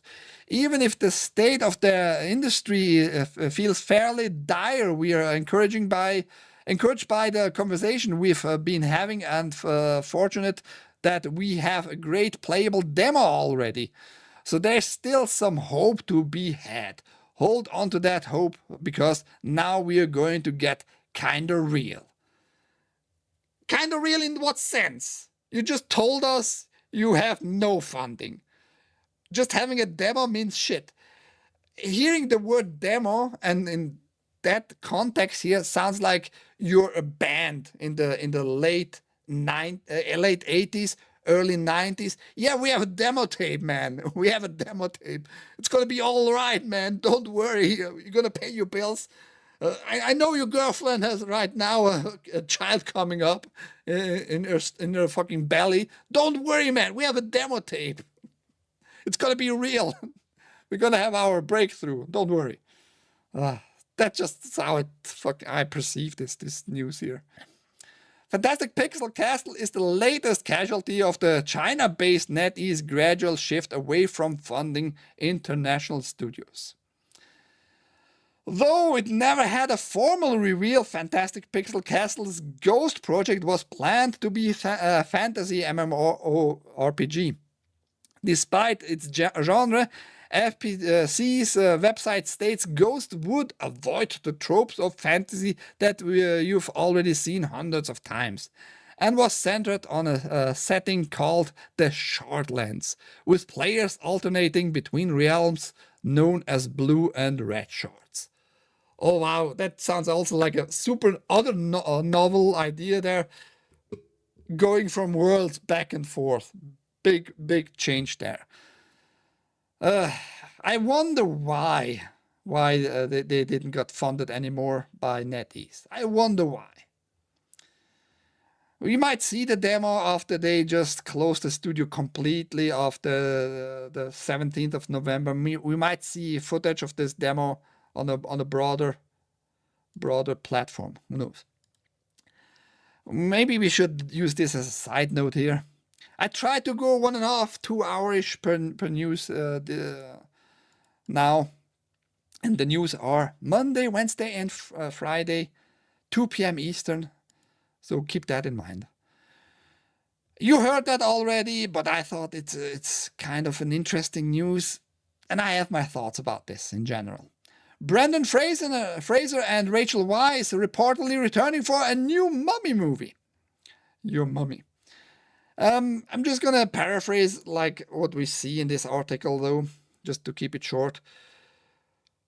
It's not gonna be a sequel to the last Mummy movie with Brendan Fraser, by the way, which was the third one in China with Jet Li being the mummy there. Technically, the third movie was fine. I had no issues with it. Story-wise, you went a little bit out of your way, in my opinion, like going from Egypt to China. So maybe that was pissing off a lot of people. Probably not a good idea. Probably was a bad idea. Technically, like I said, it was fine. The action sequence were fine. The CGI looked fine, you know, all in the contemporary manner of 2008-ish, right? But I think many people, myself too, was a little bit pissed off why the recast of his wife in the movie. I don't even remember who was the wife in the third movie. But yes, Rachel Weisz was very charismatic. I loved her in the first movie. I loved her in the second movie. And she's a very adorable, good-looking woman there. So why the recast? It just felt odd. I think that was probably for many people like a turn-off. Why are you recasting her? And I don't know the reasons why it was a recast. Maybe she was in real life I don't know, pregnant and couldn't do it, or other timely things. They are gonna do another movie with Brendan Fraser and Rachel Weisz now. Ahoy, Wapin, good to see you. And they are gonna do a sequel to the second movie, meaning the third movie is just gonna be out of the equation, out of mind. It never happened, according to the new movie makers.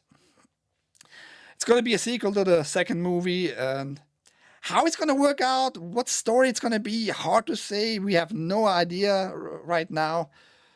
Hopefully it's going to be good. Brendan Fraser got a little bit fat over the last 1.5 decades, by the way.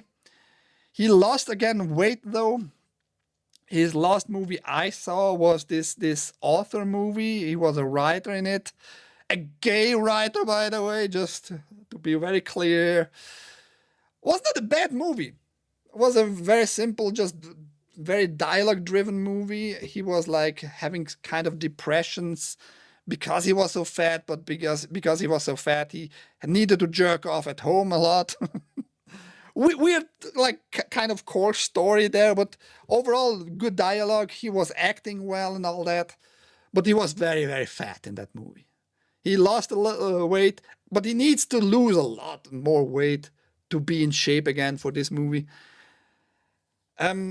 He's probably going to be a grandfather, kindish, because his son in the last movie got old enough. Now he's way more older. I mean, it depends, right? It depends what story they want to give us. cautiously optimistic about this movie. Hard to say if it's going to be any success. The remake, by the way, which was with Tom Cruise in 2014, something like that. Remake very, very bad. Dialogue crap. Only the visuals were okay. Dialogue bad, story bad, acting not great. No, I don't know who really wanted that remake, but yes. I hope they have a Sky Portal in this one. It's never been done before. Sky Portal? No, we don't need Stargate included in the third movie. It's gonna be the third movie again. Sequel to the second. I take Rachel Weisz's body pillow. I don't know. Let's see if we have like newer pictures of her. 2024. Let's go 2024. Let's go 2024. Rachel Weisz. Like I said, she always was a kind of good-looking woman. Very charismatic. She was not like hot, but she was just this good-looking regular woman, right? Is that like a newer one? Yeah, not sure. How old is she though? How old is Rachel Weisz? She must be in her 50s. 25 years old, supposedly, according to the all-knowing AI of Bing. Copilot says 55 years old. If we go with that age in mind, yeah, I mean, looks according to it, I guess. Overall, right? I think I could do very easily with her. Oh, are they together? Craig is her boyfriend or husband? I don't even know. She looks fine. She looks fine. I wouldn't say she is like Salma Hayek.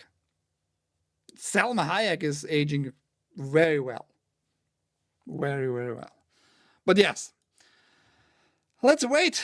We don't know when exactly this movie is going to come out. They need to get the funding for it and all that. Universal has to be on board with all the ideas, with all the writing.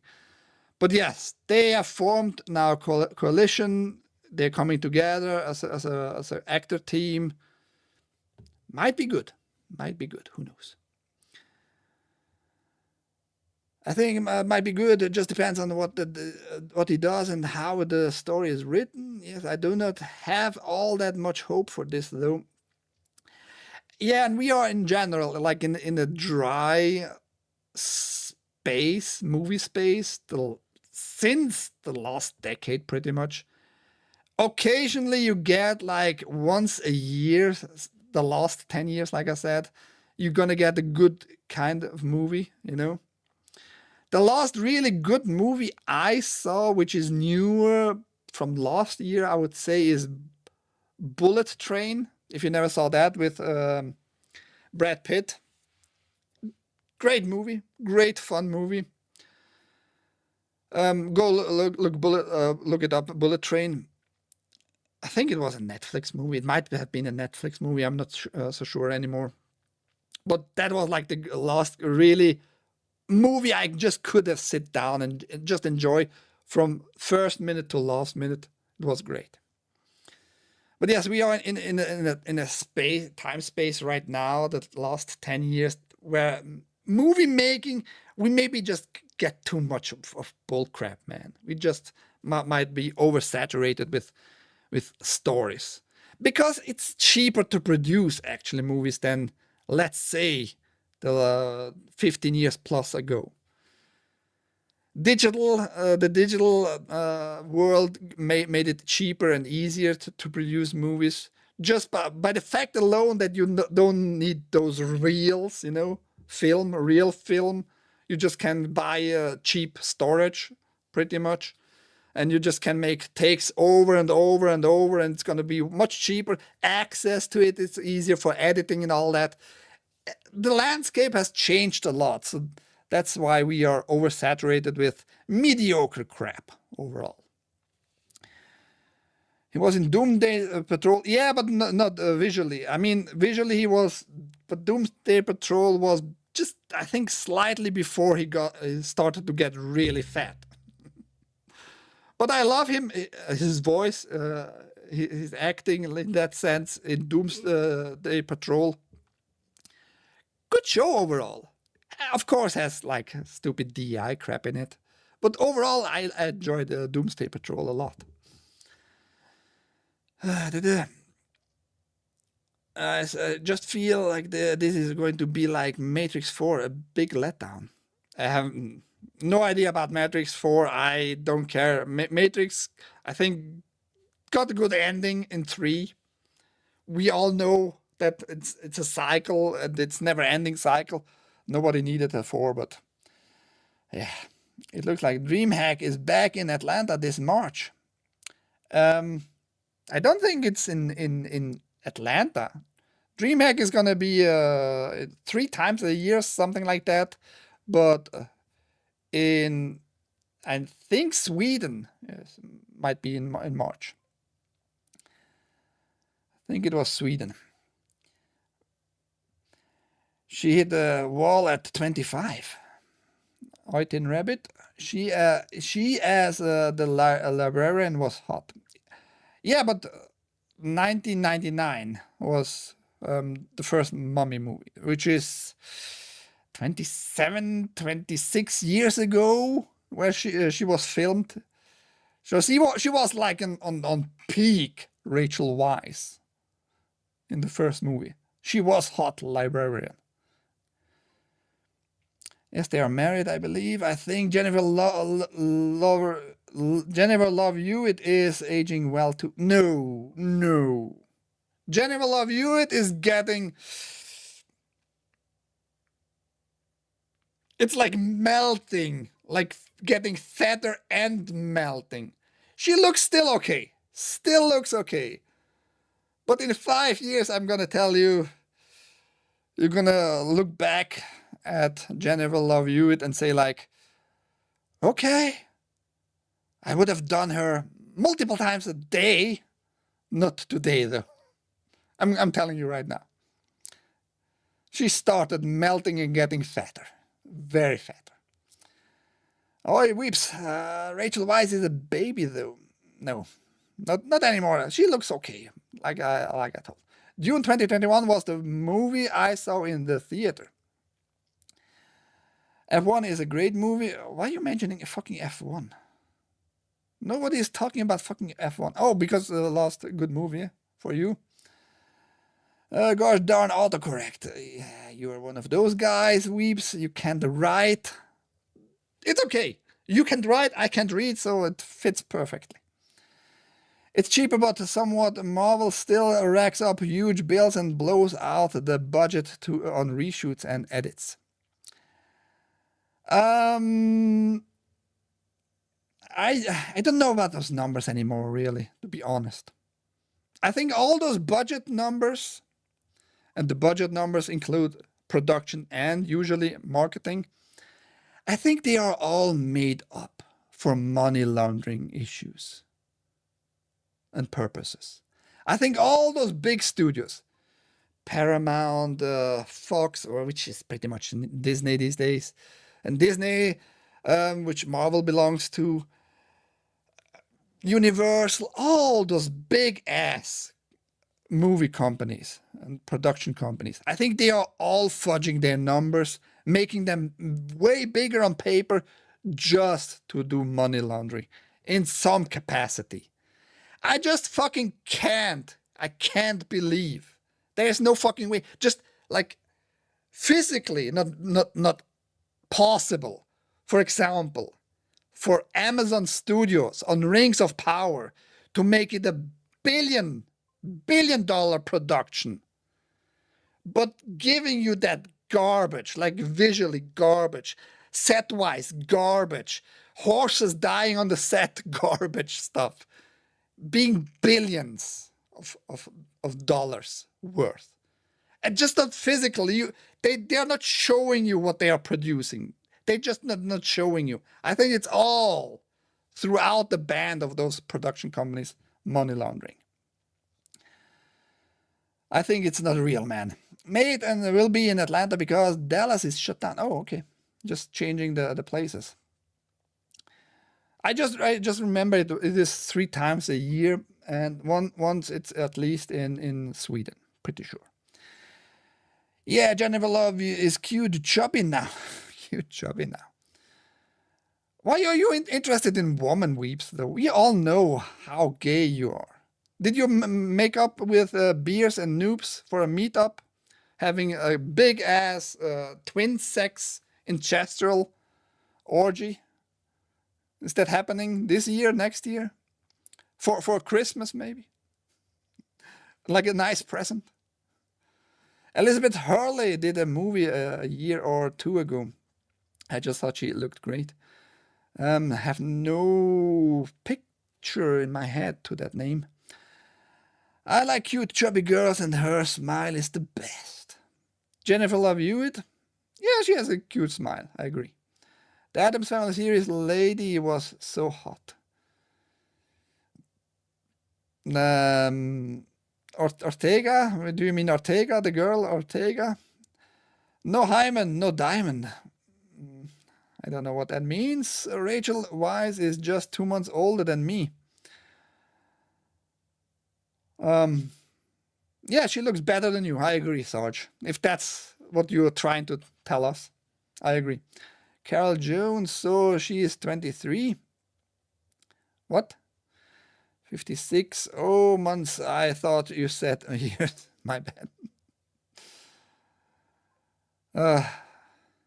I don't want to say anything about the Sarges. He is a MILF hunter and she is a cradle robber. Weird couple there at the Sarge's house. Just saying.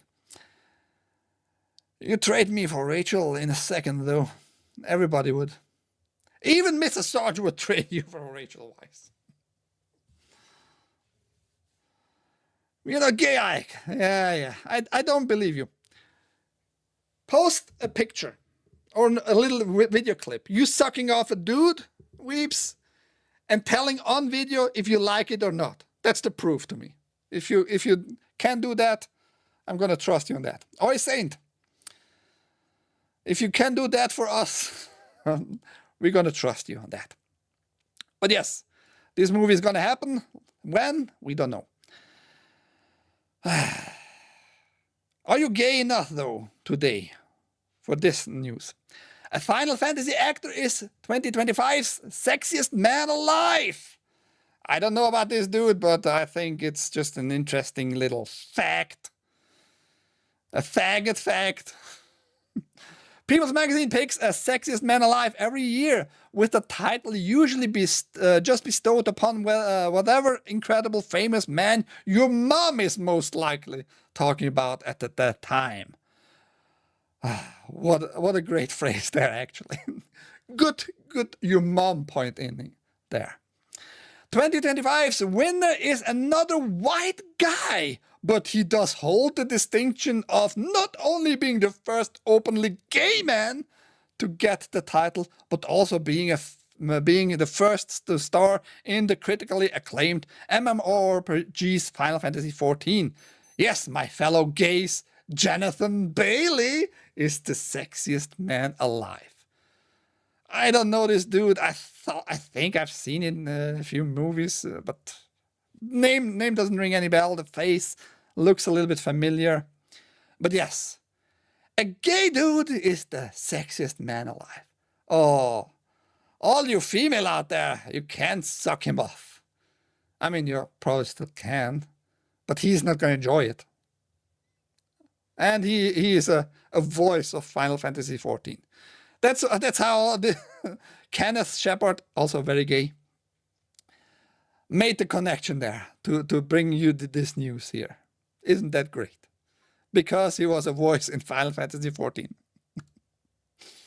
Oh, so stupid. Deport gay. And inclusivity. Yeah, I mean, no, I don't like to cancel anybody. It doesn't matter if you like dick or not. But don't make that the sole purpose of any product or actor or career or whatever. Gay. Oh, wow. Yeah, that's inclusivity. Let's make it like a whole team gay. That means we are inclusive. No, you're exclusive of straight people. Me as a white cracker has a really, really tough time these days, man. As a white straight cracker, I'm worthless these days. Worthless. Why is a fag smoking at BBC not allowed? What? He's smoking? Oh yeah. No, that's not a cigar. If you meant that, it's a French fry, I think. I don't even want to know what Sarge is thinking. I don't even want to know. BBC must be gay. Big brown cigars. Sarge is big into big brown cigars sucking, just saying.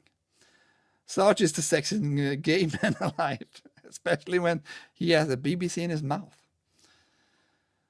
Unfortunately, not a lot of people see that, though. It's only your privilege, Mrs. Sarge, to see that on a daily basis. Your boy having a BBC in his mouth. Does it turn you on, Mrs. Sarge? Zero DEI. Okay. I mean, it's a valid point there, communist.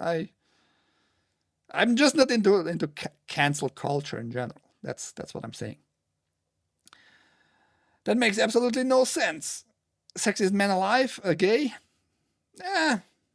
I mean, whatever. It's not like it's for me. Just visually, if you call anything most sexy, it's something visual attached to it. And I don't give a shit who's the sexiest man alive. Because I don't care for visuals. Mans, how they look really. I'm not going towards that path. Vaping. So I myself don't care. If it's a gay or not, it's for women. It's for women's eyes. And maybe now other gays too, though. Who knows? Nintendo discusses player transition from Switch to Switch 2. Yeah, Nintendo just the CEO, the chief of Nintendo told us of Japan. Gave us a little bit comments here, what he thinks about Switch 2 transition and all that.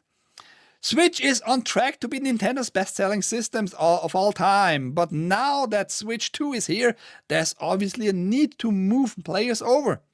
Nintendo gave some insight into what this has been like thus far during a financial result briefing. And we talked about the best-selling console already on this show today. Links all down below as usual. And Furukawa said, I would now like to share some insight about Nintendo Switch 2 players. Based on our internal sources, currently 84% of them transitioned from Nintendo Switch.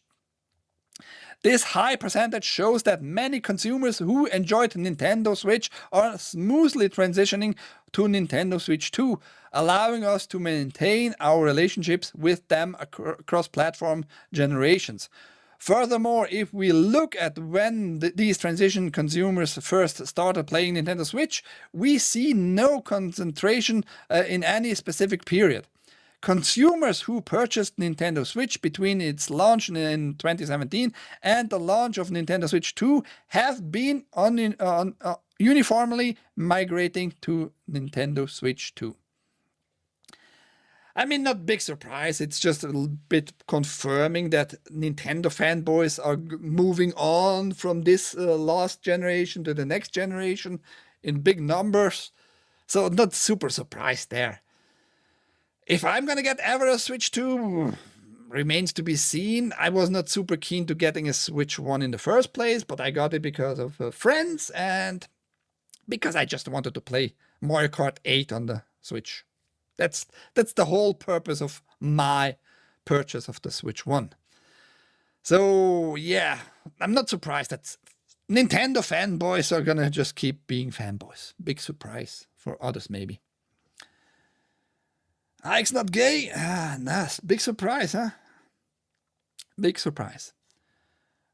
Big surprise. Do we need to show you and your body pillow to the whole world? Haste. Huh? Let's show Haste to the whole world, everybody.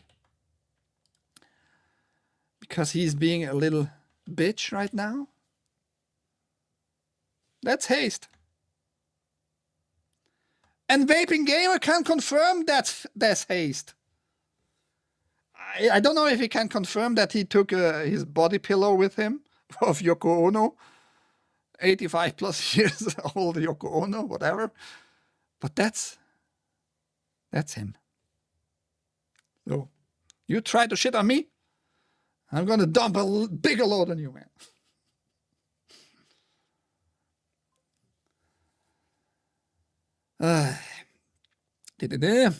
Mrs. Arch lit my cigar in the car driving to Vegas. It looked good. Now I know how to how Silvercock feels. Very weird comparison there, but okay. I made the move only because Xbox handheld is way overpriced. Yeah, the prices are not going to move downwards, by the way. We're going to talk a little bit about handhelds in a bit here. Before we talk about handhelds, we have now kind of confirmed new models by PlayStation. Now it's a good thing the Vaping brought up the handhelds of the new Xbox generation, which is not produced. Again, I repeat, it's not Microsoft hardware. Microsoft is out of that. No matter what they tell you and how they try to pretend they are still in the hardware making, they are not. They're going to leave that market. They're going to leave it to the third-party productions and manufacturers there. But what they are trying now is doing like a cross-platform thing actually. Meaning it's going to stick to this Xbox app, no matter what system you have, and Xbox games. And you can kind of, in the future, maybe in 2-3 years, you can buy the game, rent the game on Xbox and play it on PlayStation, play it on Xbox app, on PCs. Play it with Steam and all that, you know. You purchase it once and you can play it cross-platform. And they try to establish that, meaning you start the game on this platform and you just can resume it on a different platform on the very same spot, which is a neat idea. And maybe Sony is gonna start to do that too, because it was leaked. We got this icon here on the PlayStation stores. Cross-buy, it's called. Which games it's going to be included? I don't know. Nobody really knows. It was just found in assets. We have now this icon established, PS5 and /PC. And you see that already happening with the last example I have is actually Ghost of Tsushima, where you can connect your PlayStation account with the PlayStation app on PC, and you can play certain modes only over that account. And we have here the update. Now it's all confirmed that this icon is real and something is happening. Update Wednesday, 5th November 2025. A small update from DA Labs, based on additional investigation, confirms the new cross-buy icon is indeed real and was added as recently as June 2025. This is important because it proves it's not legacy code attached to, say, the PS3 and PS Vita, but a new feature that Sony's plotting. It also discovered that the cross-buy tag in the CCS files, further suggesting something is afoot here. Exactly what the tag will be used for still remains speculation, but it's likely we'll get an update from PlayStation in the not too distant future. I'm assuming Sony sees that Microsoft needs to make money, and how they make more money is just cross-platforming, meaning not sticking to your hardware only, but also try to establish bigger markets out there. And obviously, since Xbox is not going to be solely hardware in the next generation, Sony has to go with mainly the PC. Maybe it's going to be more cross-platform, like including the Switch 2, who knows, for certain games. But yes, I think they see that, how to make more money, how to establish a bigger audience, how to have a bigger purchase power there in the customer bases. Playbox X-Station. Most profitable year for Xbox and MS Cuts Studios and discontinuous consoles. They have to. I talked a lot about that. People still keep forgetting that. Microsoft spent it on Activision Blizzard $68 billion US. I have no idea if they're going to get that money ever back. By absolute numbers, probably in the next 10 years. But that's only because inflation is a thing. So your dollar today is going to be worth in 2 years probably just half of it. Very simple. So they're going to print more. But yeah, I don't think that money is really coming ever back. So yeah, they're going to have to close more studios down, more layoffs, and give it away to AI more and more. It's on Xbox Cloud Gaming is all. I was highly disappointed. Says vaping. Someone needs to. His wife is too busy getting tyrant bone. I don't know if she's doing that a lot these days. She's also getting older, by the way, dear Sarge. But you are into older females. I know that for a fact. I'm not sure if your wife is okay with that thought, though. You're touching other old females. But she's, I think, not older than you. Oh, and Halo on PS5. That is coming. We don't have any confirmation as far as like when it's coming, but it's gonna come. It's gonna come. The whole Halo thing, sooner or later on PlayStation. So yeah. Now let's get to this big story. I wanted to do this actually faster today, but the chat is pretty on fire today, which I like. More people. We need more people in chat. The more people in the chat, the less news. If it's a trade-off for you. How about that? But let's talk again about EA, and they are telling us that the creative control is going to stay with EA. PIF, the Saudi Arabia Public Investment Fund, has no saying, supposedly, according to EA themselves, and the other firms either. EA acknowledged risk of selling to Saudi Arabia, claims it will retain creative control. In a new regulatory filing, Electronic Arts outlined a number of risks the company faces, and one of them is the company's own $55 billion sale to the private investor consortium led by Saudi Arabia's Public Investment Fund, PIF. The Securities and Exchange Commission, SEC, requires companies to disclose risk to its business activity in quarterly 10Q filings. EA disclosed these as per usual, but a new risk this time around is specific to its pending sale to the PIF, Silver Lake, and Affinity Partners. Specific to the merger, EA said uncertainty about the effect of the merger may impair our ability to attract, retain, and motivate key personnel, and could cause customers, suppliers, financial counterparties, and others to seek to change existing business relationships with us. When the PIF emerged as the leading investor in the consortium to buy EA, one of the first reactions pertained to Saudi Arabia's history of human rights violations. Some of the teams inside EA, including BioWare, a very successful BioWare, by the way, you're gonna get fucking cancelled. The BioWare is gonna be just in the history lessons in the next 2 years. I'm telling you. And Maxis, good name. Maxis, good name though. But I don't know about their future either. Are known for making pro-diversity games featuring inclusive storytelling and characters. Longtime BioWare writer Patrick Weekes, who was laid off earlier this year, speculated that EA's new owners, including the PIF, might want to avoid gay stuff and politics that the PIF's leadership does not agree with. Yeah, I mean, a lot of people will not be sad having less gay stuff in the games. Just telling you, Mr. BioWare writer Patrick Weeks.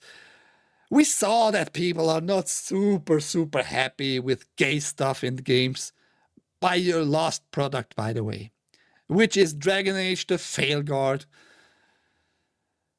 Big fail that. Idiots could just keep being idiots. So might be a good thing as an outcome. Weeks theorized that EA might straight up close or otherwise get rid of BioWare to avoid any concerns should the deal materialize. The deal will materialize. I think nothing is going to stop it, because it's not going to be a monopoly. Like that's the biggest concern the SEC will have or could have. If you don't have a monopoly, they have no saying really in who is merging with whom. And if EA just telling you what the risks are right now, everything is public. So fuck off, I guess. And you are no writer anymore in this company, so yeah, you can go theorize even more if you want. I don't think EA is caring for your opinion at all. Rice Elliott of Alinea Analytics predicted some staff will leave EA voluntarily due to Saudi Arabia's history with human rights issues. Already a group of EA employees wrote a letter to jointly speak out against the proposed sale, expressing a range of issues and concerns about it, including the possibility of mass layoffs and studio closures. The $55 billion sale is the largest leverage buyout LBO in history for any industry, and EA is on the hook for $20 billion.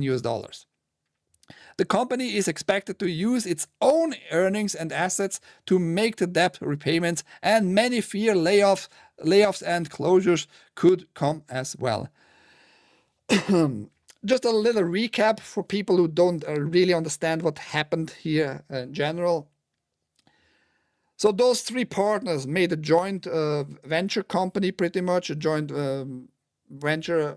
PIF, Silver Lake, and Affinity bought up pretty much at this point, bought up EA for $55 billion to privatize it.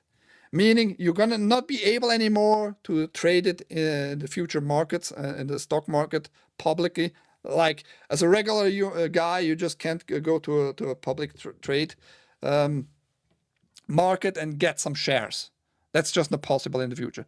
That's why it's the largest buyout there. It's going to be privatized.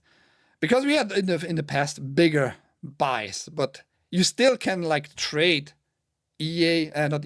Activision stocks and Microsoft stocks, you know, those are still publicly traded companies, right? So it's a little bit more different here. And that number, the $20 billion is that EA was told by those guys who bought them, like, those 20 billions of the 55 billions, you have to bring up yourself, by the way. You have to go to I think it was Goldman Sachs, might have been Chase Bank. I am not 100% sure on those banks anymore. But they have to go get the credit to finance themselves from now on. meaning for the privatization. I don't know why they were all okay, by the way, on the board with this deal. It's a little bit weird overall, but EA has now to finance themselves till those 20 billion US dollars are paid back as a loan to the banks. So the risk doesn't stay with PIF, with Silver Lake and Affinity. All the risk is on EA themselves. On the other hand, it's like if EA goes under, it's a loss for the private investors there. But I guess they're okay with it. They're just gonna say like, yeah, we're gonna not take the risk directly upon us. It's all a weird story overall. EA's 10Q filing does not mention humanitarian issues by name, instead referring only to more open-ended uncertainty pertaining to a possible negative effect of attracting, retaining and hiring talent if the PIF, Silver Lake and Affinity close the deal to buy EA. I'm not sure about that. Depends. We have to wait to see what games, what products come out of this whole thing. And they are just assuring us that the creative control is going to maintain in EA themselves, meaning whatever PIF says according to EA themselves, whatever Silver Lake is wanting in the games, the creative control is going to maintain in EA themselves. How much we can trust that, hard to say, but because EA has the 20 billion US dollars on their hands, at their throat actually, to pay that back in the future, PIF, Silver Lake and Affinity is probably okay with like, yeah, as long as you bring us money, as long as you're going to stay afloat financially, we're not going to be involved in all that. But we want our investment to give us something back. So who knows? But if they're going to go 2K, if they're going to produce another Dragon Age the Veilguard, I think PIF and Silver Lake and all those might get involved, especially PIF, the Saudi Arabia publicly investment fund. They might not be okay with too much gate these days. Just saying. Interesting story overall, but how much can we trust all those bigger corporations these days? Hard to say. With that amount of money in the game, and yeah, they have a lot of IPs, like all the sport IPs, by the way, EA, with Madden, with FIFA, football, and all those licenses. If they can just maintain those licenses in their hand to produce new soccer games, I think they're fine. I think they're going to be fine. They probably thought about that. Otherwise, why would you sell out to a different company and have this big risk of 20 billion US dollars? Who knows? Battlefield 6 is great. I'm not interested in that, but it seems the last numbers I saw, Battlefield 6, 10 million copies sold. That's a big number. It's out now for what, 3 weeks-ish? 4 weeks maybe? I don't even remember the release date. 10 million copies, that's a lot of fucking copies sold. And EA's goal was like they want to have 100 million players for Battlefield 6. Who knows? People seem to enjoy it. I'm not big into FPS, especially not multiplayer FPS. But as long as the people enjoying it and it's playing well and you don't have gay skins in it, colorful skins, people probably gonna keep playing and buying and telling their buddies, I have like a lot of enjoyment out of this game. Yeah. Doubt Saudi will agree with all that woke crap. I talked a bit about that, vaping. Saudi Arabia is not the same Saudi Arabia you new like 10, 15 years ago.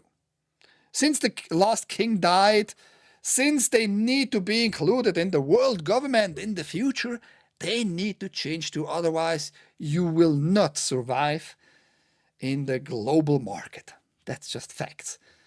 Because oil money can get you only so far. And they have human rights issues. Absolutely. To some degree, I absolutely can go along with certain concerns, ex-employees. But how much gay is going to stay in that company today? That's a different story. Crossplay hasn't been too bad for me. I expected more cheaters. I mean, Battlefield is known. They can't have a lot of cheaters because they're going to the bootloader crap. So, yeah. Has Saudi gone gay? Not full gay. But they're not going to stone you right away. And especially when you invest that amount of money, you know, in a company, in a new company, you don't want just to get rid of everybody. That's a slow process, you know. That has to be a slow process. Otherwise, you're gonna scare off the hardcore gays right away. You want to keep them in a subscription somehow for the next 6 to 12 months.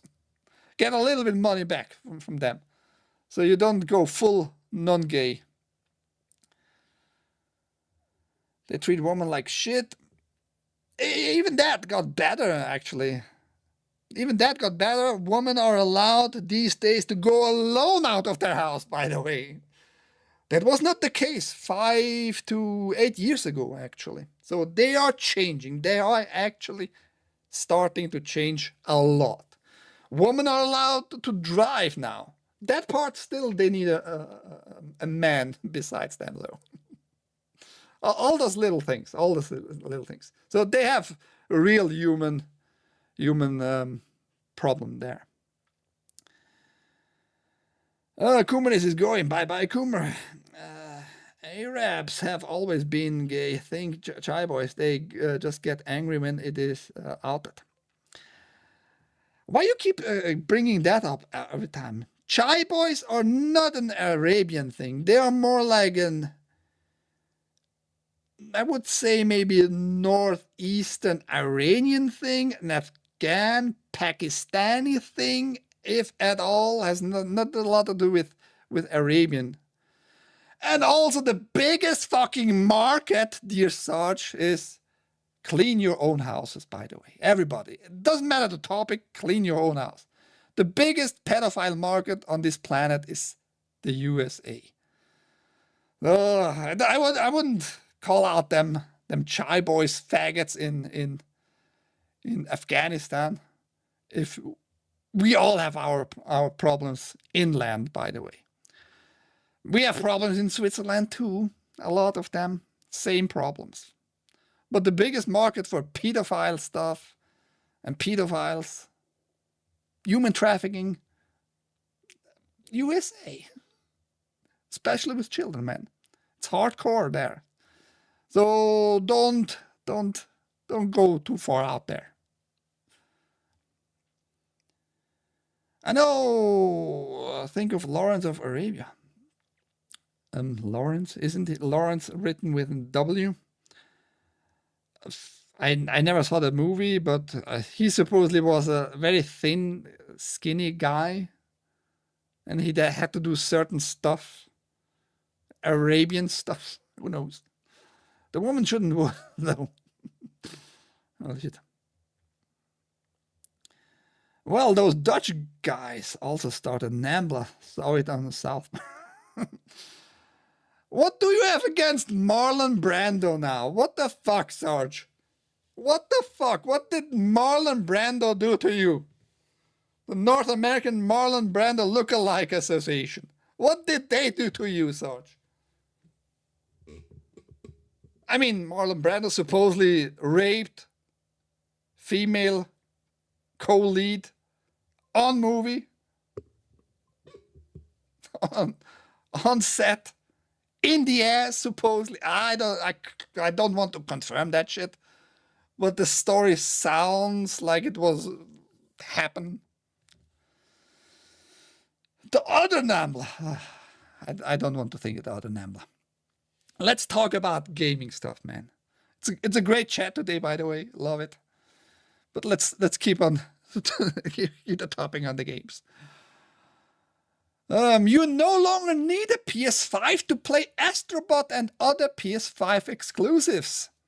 Now, that's kind of a good news, but also kind of a scary news, because it goes again into the field of you're purchasing games digitally, but you're not really going to own it, but you can play it now without a PS5. How well that's going to work, we're going to have to wait.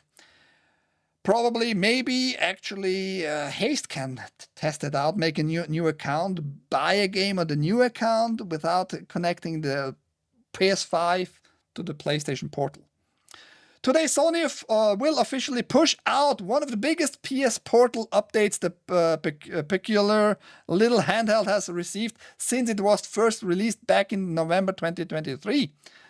This update, which has been in beta for about a year, will allow anyone that owns the machine to use cloud streaming via PlayStation Plus Premium. Effectively meaning you can bypass needing PS5 consoles at all in order to play the likes of Astrobot, Borderlands 4. Vaping Gaming loved Borderlands 4. He enjoyed the game. Is he still playing? I don't know. But not a very, very successful game, by the way. Not a very successful game at all. Money wasting, in my opinion. Final Fantasy VII Rebirth, Fortnite, Ghost of Nobai, Grand Theft Auto 5, Resident Evil, and many more. Thousands more, in fact, per PlayStation itself. So why is this a big deal, you might ask? Since its launch in 2023, the 200-pound device, which is $250 maybe 300, depends on how strong the pound is right now, always sold as a PS5 peripheral rather than a standalone game-ready device, sold itself mainly on the fact that you could stream from your home console directly to the smaller 1080p screen, with Sony pitching it as a pitching it as a way to share a living room to TV or play PS5 games in another room of the house. It's always felt a bit limited or niche, especially for that costly outlay, but Sony's latest update makes good on its 2024 promise to let you play PS5 games without a central console acting as a hub. It's a little convoluted to set this up, but it can be done. I mean, that's overall good news, in my opinion, if you don't want to invest in a PS5 Pro or a PS5. What is it nowadays? $550, $700 for a console. You just buy now this Portal only, but you need the premium subscription, PlayStation premium subscription. What is it, $20? $20 a month, but you can play all kinds of games.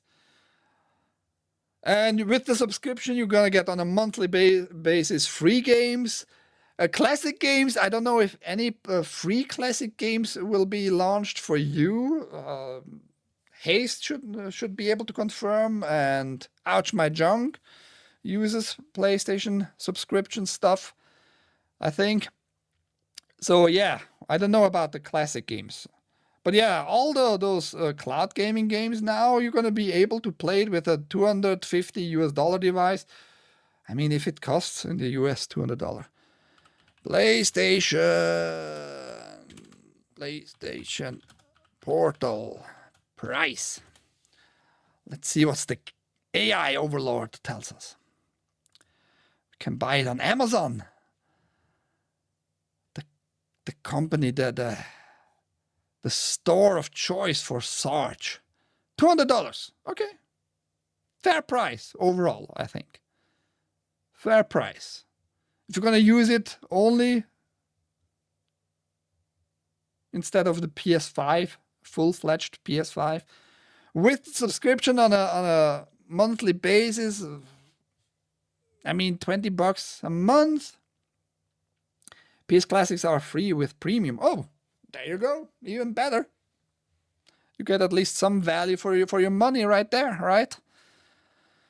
Might make it very, very more attractive for Sony. It's pretty much just a display with decoding hardware built in, meaning your whatever streaming you have as an input, H.264 or H.265, maybe AV1. I don't know what Sony is using for the streaming.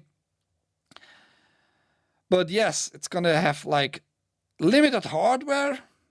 One big display, actually. Controls should be fine. I never touched one of those portals. But if you don't want a full console, $20 a month, 240 years on overall, like you're gonna have use out of it for at least 5 years to get on the same money spending like with a full console. Not too bad of a deal, in my opinion. You're still not gonna own any of those games, right? Keep that always in mind. But still, if you just want to play games with your premium, overall not a bad idea. And it's gonna be a fucking punch in the face of Microsoft, though.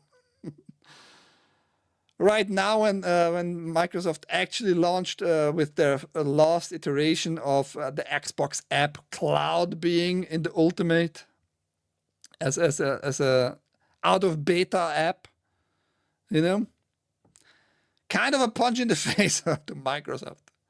But I'm all for that. I'm all for punching Microsoft in the face. In Minecraft, everybody, chill the fuck out. Did she walk funny? I don't know. Saudi is running out of oil, investing WWE. I heard hydrogen energy and now games. Fuck right. Oh, Portal has to go online to function. Ahoy, Jersey. That is, I think, a rumor at this point. No country is running out of oil. We have enough now news and confirmations and facts that mystically and very magically all those reservoirs are filling up again. If you give it a little bit time, if you're not gonna pump it faster out than it's replenishing those reservoirs itself. We don't know the process. And all those ideas about being old plants only being crushed and merged into this gooey black stuff seems not to be what is the reality of all the oil thing. Doesn't mean you shouldn't get maybe another like form of energy at your hand. Hydrogen, very good idea overall. It's a little bit meaner to handle, a little bit riskier to handle, especially like filling it up because it evaporates very quickly and it can explode if you don't handle it with more care than gasoline, for example. Gasoline is kind of very stable. Diesel, even more stable in that sense. But yes, hydrogen, good alternative, but not super easy to handle for regular people, you know. But all those rumors like oil is just a one-time thing. It's made out of old plants by the sun energy. Seems not to be the case. It seems more to be like deep earth bacteria stuff that is turning some other organic material into this gooey stuff. Just if you have not heard the news the last 15 years or so. Oh, Portal has to go online to function. Oh yeah, I mean cloud gaming, of course it has to go online to function. But now it's gonna function without the PS5. Fag. Who's fag? Mrs. Archer saying fag too. I don't know whom. 200 pound, that would be heavy. Who's talking about 200 pounds? Whatever. The thing with the devices like these is I'd hate to travel and not have fast internet. I mean, of course, but it's going to be a replacement at home. How well the cloud gaming is going to work for certain games, that's a different story. What I'm trying right now at my home more and more often is streaming from my main rig here, where I'm streaming right now, to a TV that has Moonlight, and Moonlight is a cloud, internal network cloud service app. I can't play games like Nine Souls, which is a side-scroller, a 2D Dark Souls-like game, which needs to be like, and having it like 200 milliseconds, just for the response for your button till it streams, all the connection stuff. I don't know if you can play those games. Having like 2 milliseconds, just the network stability is a different story. But pressing the button, the signal has to go to the main rig. The main rig has to recognize that signal input. It has to encode the whole input. It has to encode the visuals, the screen, and transport it back. Yeah, I mean, if that's gonna go away ever, I don't know, because it's just like physicals at this point that are in the way. You can maybe tune it down with certain games to 50 milliseconds to like the responsive, like milliseconds from the moment on you punch the button till it reacts on your screen you're watching right now. But yes, or John Thunder there on YouTube. He's just stopping by. Stopping by on YouTube? That sounds gay. How are you doing, John? It does have a pretty nice screen. I just have PS Plus Essential, which only gives you 3 free games per month. And lately, most of these games are shitty. Too bad for you, I guess. Ouch, my junk. Another pain in his junk. No older games for the most part. Got home and smelled something wrong. Puppy shitty. Yeah. Oh, damn. He's not happy with his bitch. Jersey Lee not happy with his literal bitch at home. I got Ghost Rumble that she was seeing if fag or a 4-letter word for non-consensual sex. Oh, FP. Just finished my stream here on YouTube and putting in the timestamps. Says John Thunder. PlayStation Remote Play works really well. I'll play Battlefield 6 Remote Play. I called this in the chat too. Yeah, but like I said, I mean, I would need to see it for myself.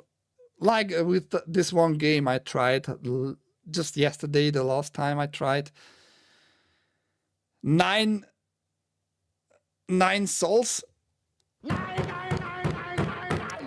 Nine Souls. It has to be really, really responsive. Otherwise, the fight, you're going to have a bad time. It is just with this one game. Other games will work fine.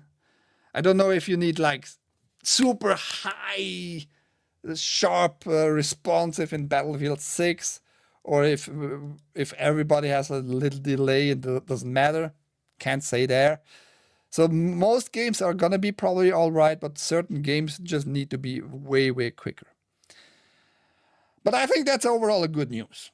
People being able, with a premium subscription, playing thousands of games, even retro games, PlayStation 2 and PlayStation 1 games, and some PlayStation 3 games, which are still included in the classics. Good value overall, I think. Good value. Are you going to have more value with this new update you're going to finally have after 3 years? Steam finally can download games in the power-saving screen off mode, by the way. If you have a Steam Deck, now you can load games in the background. I don't know why that was not in there in the first place. But now Steam has it. Isn't that great? Delay news, and I don't like this delay news because it feels like you lied to me last time with your delay news. That's the third delay.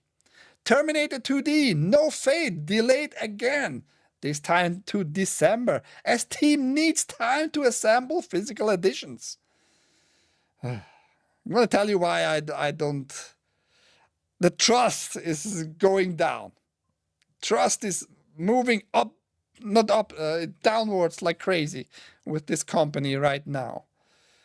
Terminator 2D No Fate, the new retro game that blends scenes from Terminator 2 Judgment Day with original scenarios and multiple endings, has been delayed for a third time, this time to December 12th, 2025. Last time, publisher Reef Entertainment said the release date had been pushed back from the original October 31st date due to ongoing global trade and tariff changes that delayed shipment of the components for our Day 1 and Collector's Edition. Yeah, I'm glad that the writer of this article pointed that out. And why my trust is going a lot down is exactly that. Last time you told me, okay, tariffs, fine, there's an issue, but you assured everybody your product is not going to get more expensive for you. If you paid it already, you're going to get it. But the tariffs made it just shipment-wise a little bit more of a bigger issue there. Fine, I accept that excuse for a delay, for another delay. But you also told us back then, the last delay, you told us that you're going to use this opportunity about the tariffs and the shipment stuff to assemble the physical stuff completely and for good this time. So that part is already has established as a fact. Nothing is in the way in that regard. But now you motherfuckers are lying to my face, in my opinion here, my humble retarded opinion, that now you have to need time to assemble the physical editions? So you either lie now or you lied to me back then. Doesn't mean I would have bought the game in the first place, by the way. Doesn't mean that. But it's not a good thing to lie to your potential customer. Just saying. Just saying. I am not very, very happy with those kinds of news, man. Those kind of delays with those kinds of excuses. Just saying. What else? Terminator 2D delayed. I was expecting this game. Skynet has hacked the company. No. The company is just being stupid. Judgment Day cannot be stopped. It can only be postponed. John making the word jokes. Need to upgrade my RAM for editing. Had a vid I was working on failed to finish rendering in Resolve. First time that ever happened. RAM sounds to be broken, or something else might be broken. Depending on what you're using for rendering, if it's hardware, meaning your GPU might be broken in the encoder. RAM might not solve that. Legendary chatter, Arch my junk, legendary and your handles legendary is too. Hey bro. But nothing is legendary about having like pain in your fucking junk the whole time. Which he has, obviously, otherwise why would you name yourself? Ouch my junk. Steam Deck is favorite gaming device. Yeah, shut up, Paste, you Linux bitch. He loves his Linux. But yes, that's the last news. Long news today, but I extended it because the chat was alive, chat is alive. And we need to use this opportunity to talk back to the chat. Unfortunately, the numbers got down because people probably gonna go watch or went watching the last 30 minutes or so It went down from 25 viewers to 15-ish. Which facts are on with, let's see, oh, the usual facts being promoted to.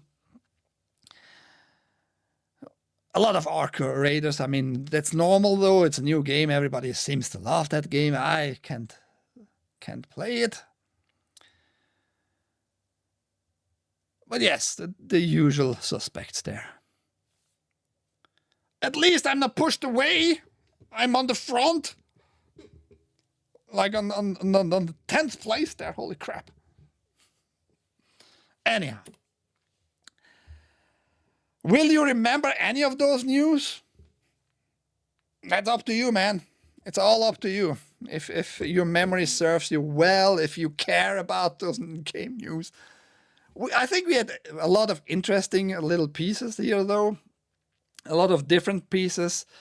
So hopefully you kept something in memory, and maybe in 5 years you're gonna get another news like EA is gonna go bankrupt, PIF is not doing well, Zod is not doing well, EA is just history at this point, and you might remember, oh yeah, that was this one guy I saw back then on this platform called Fagatron or Rumble or something like that.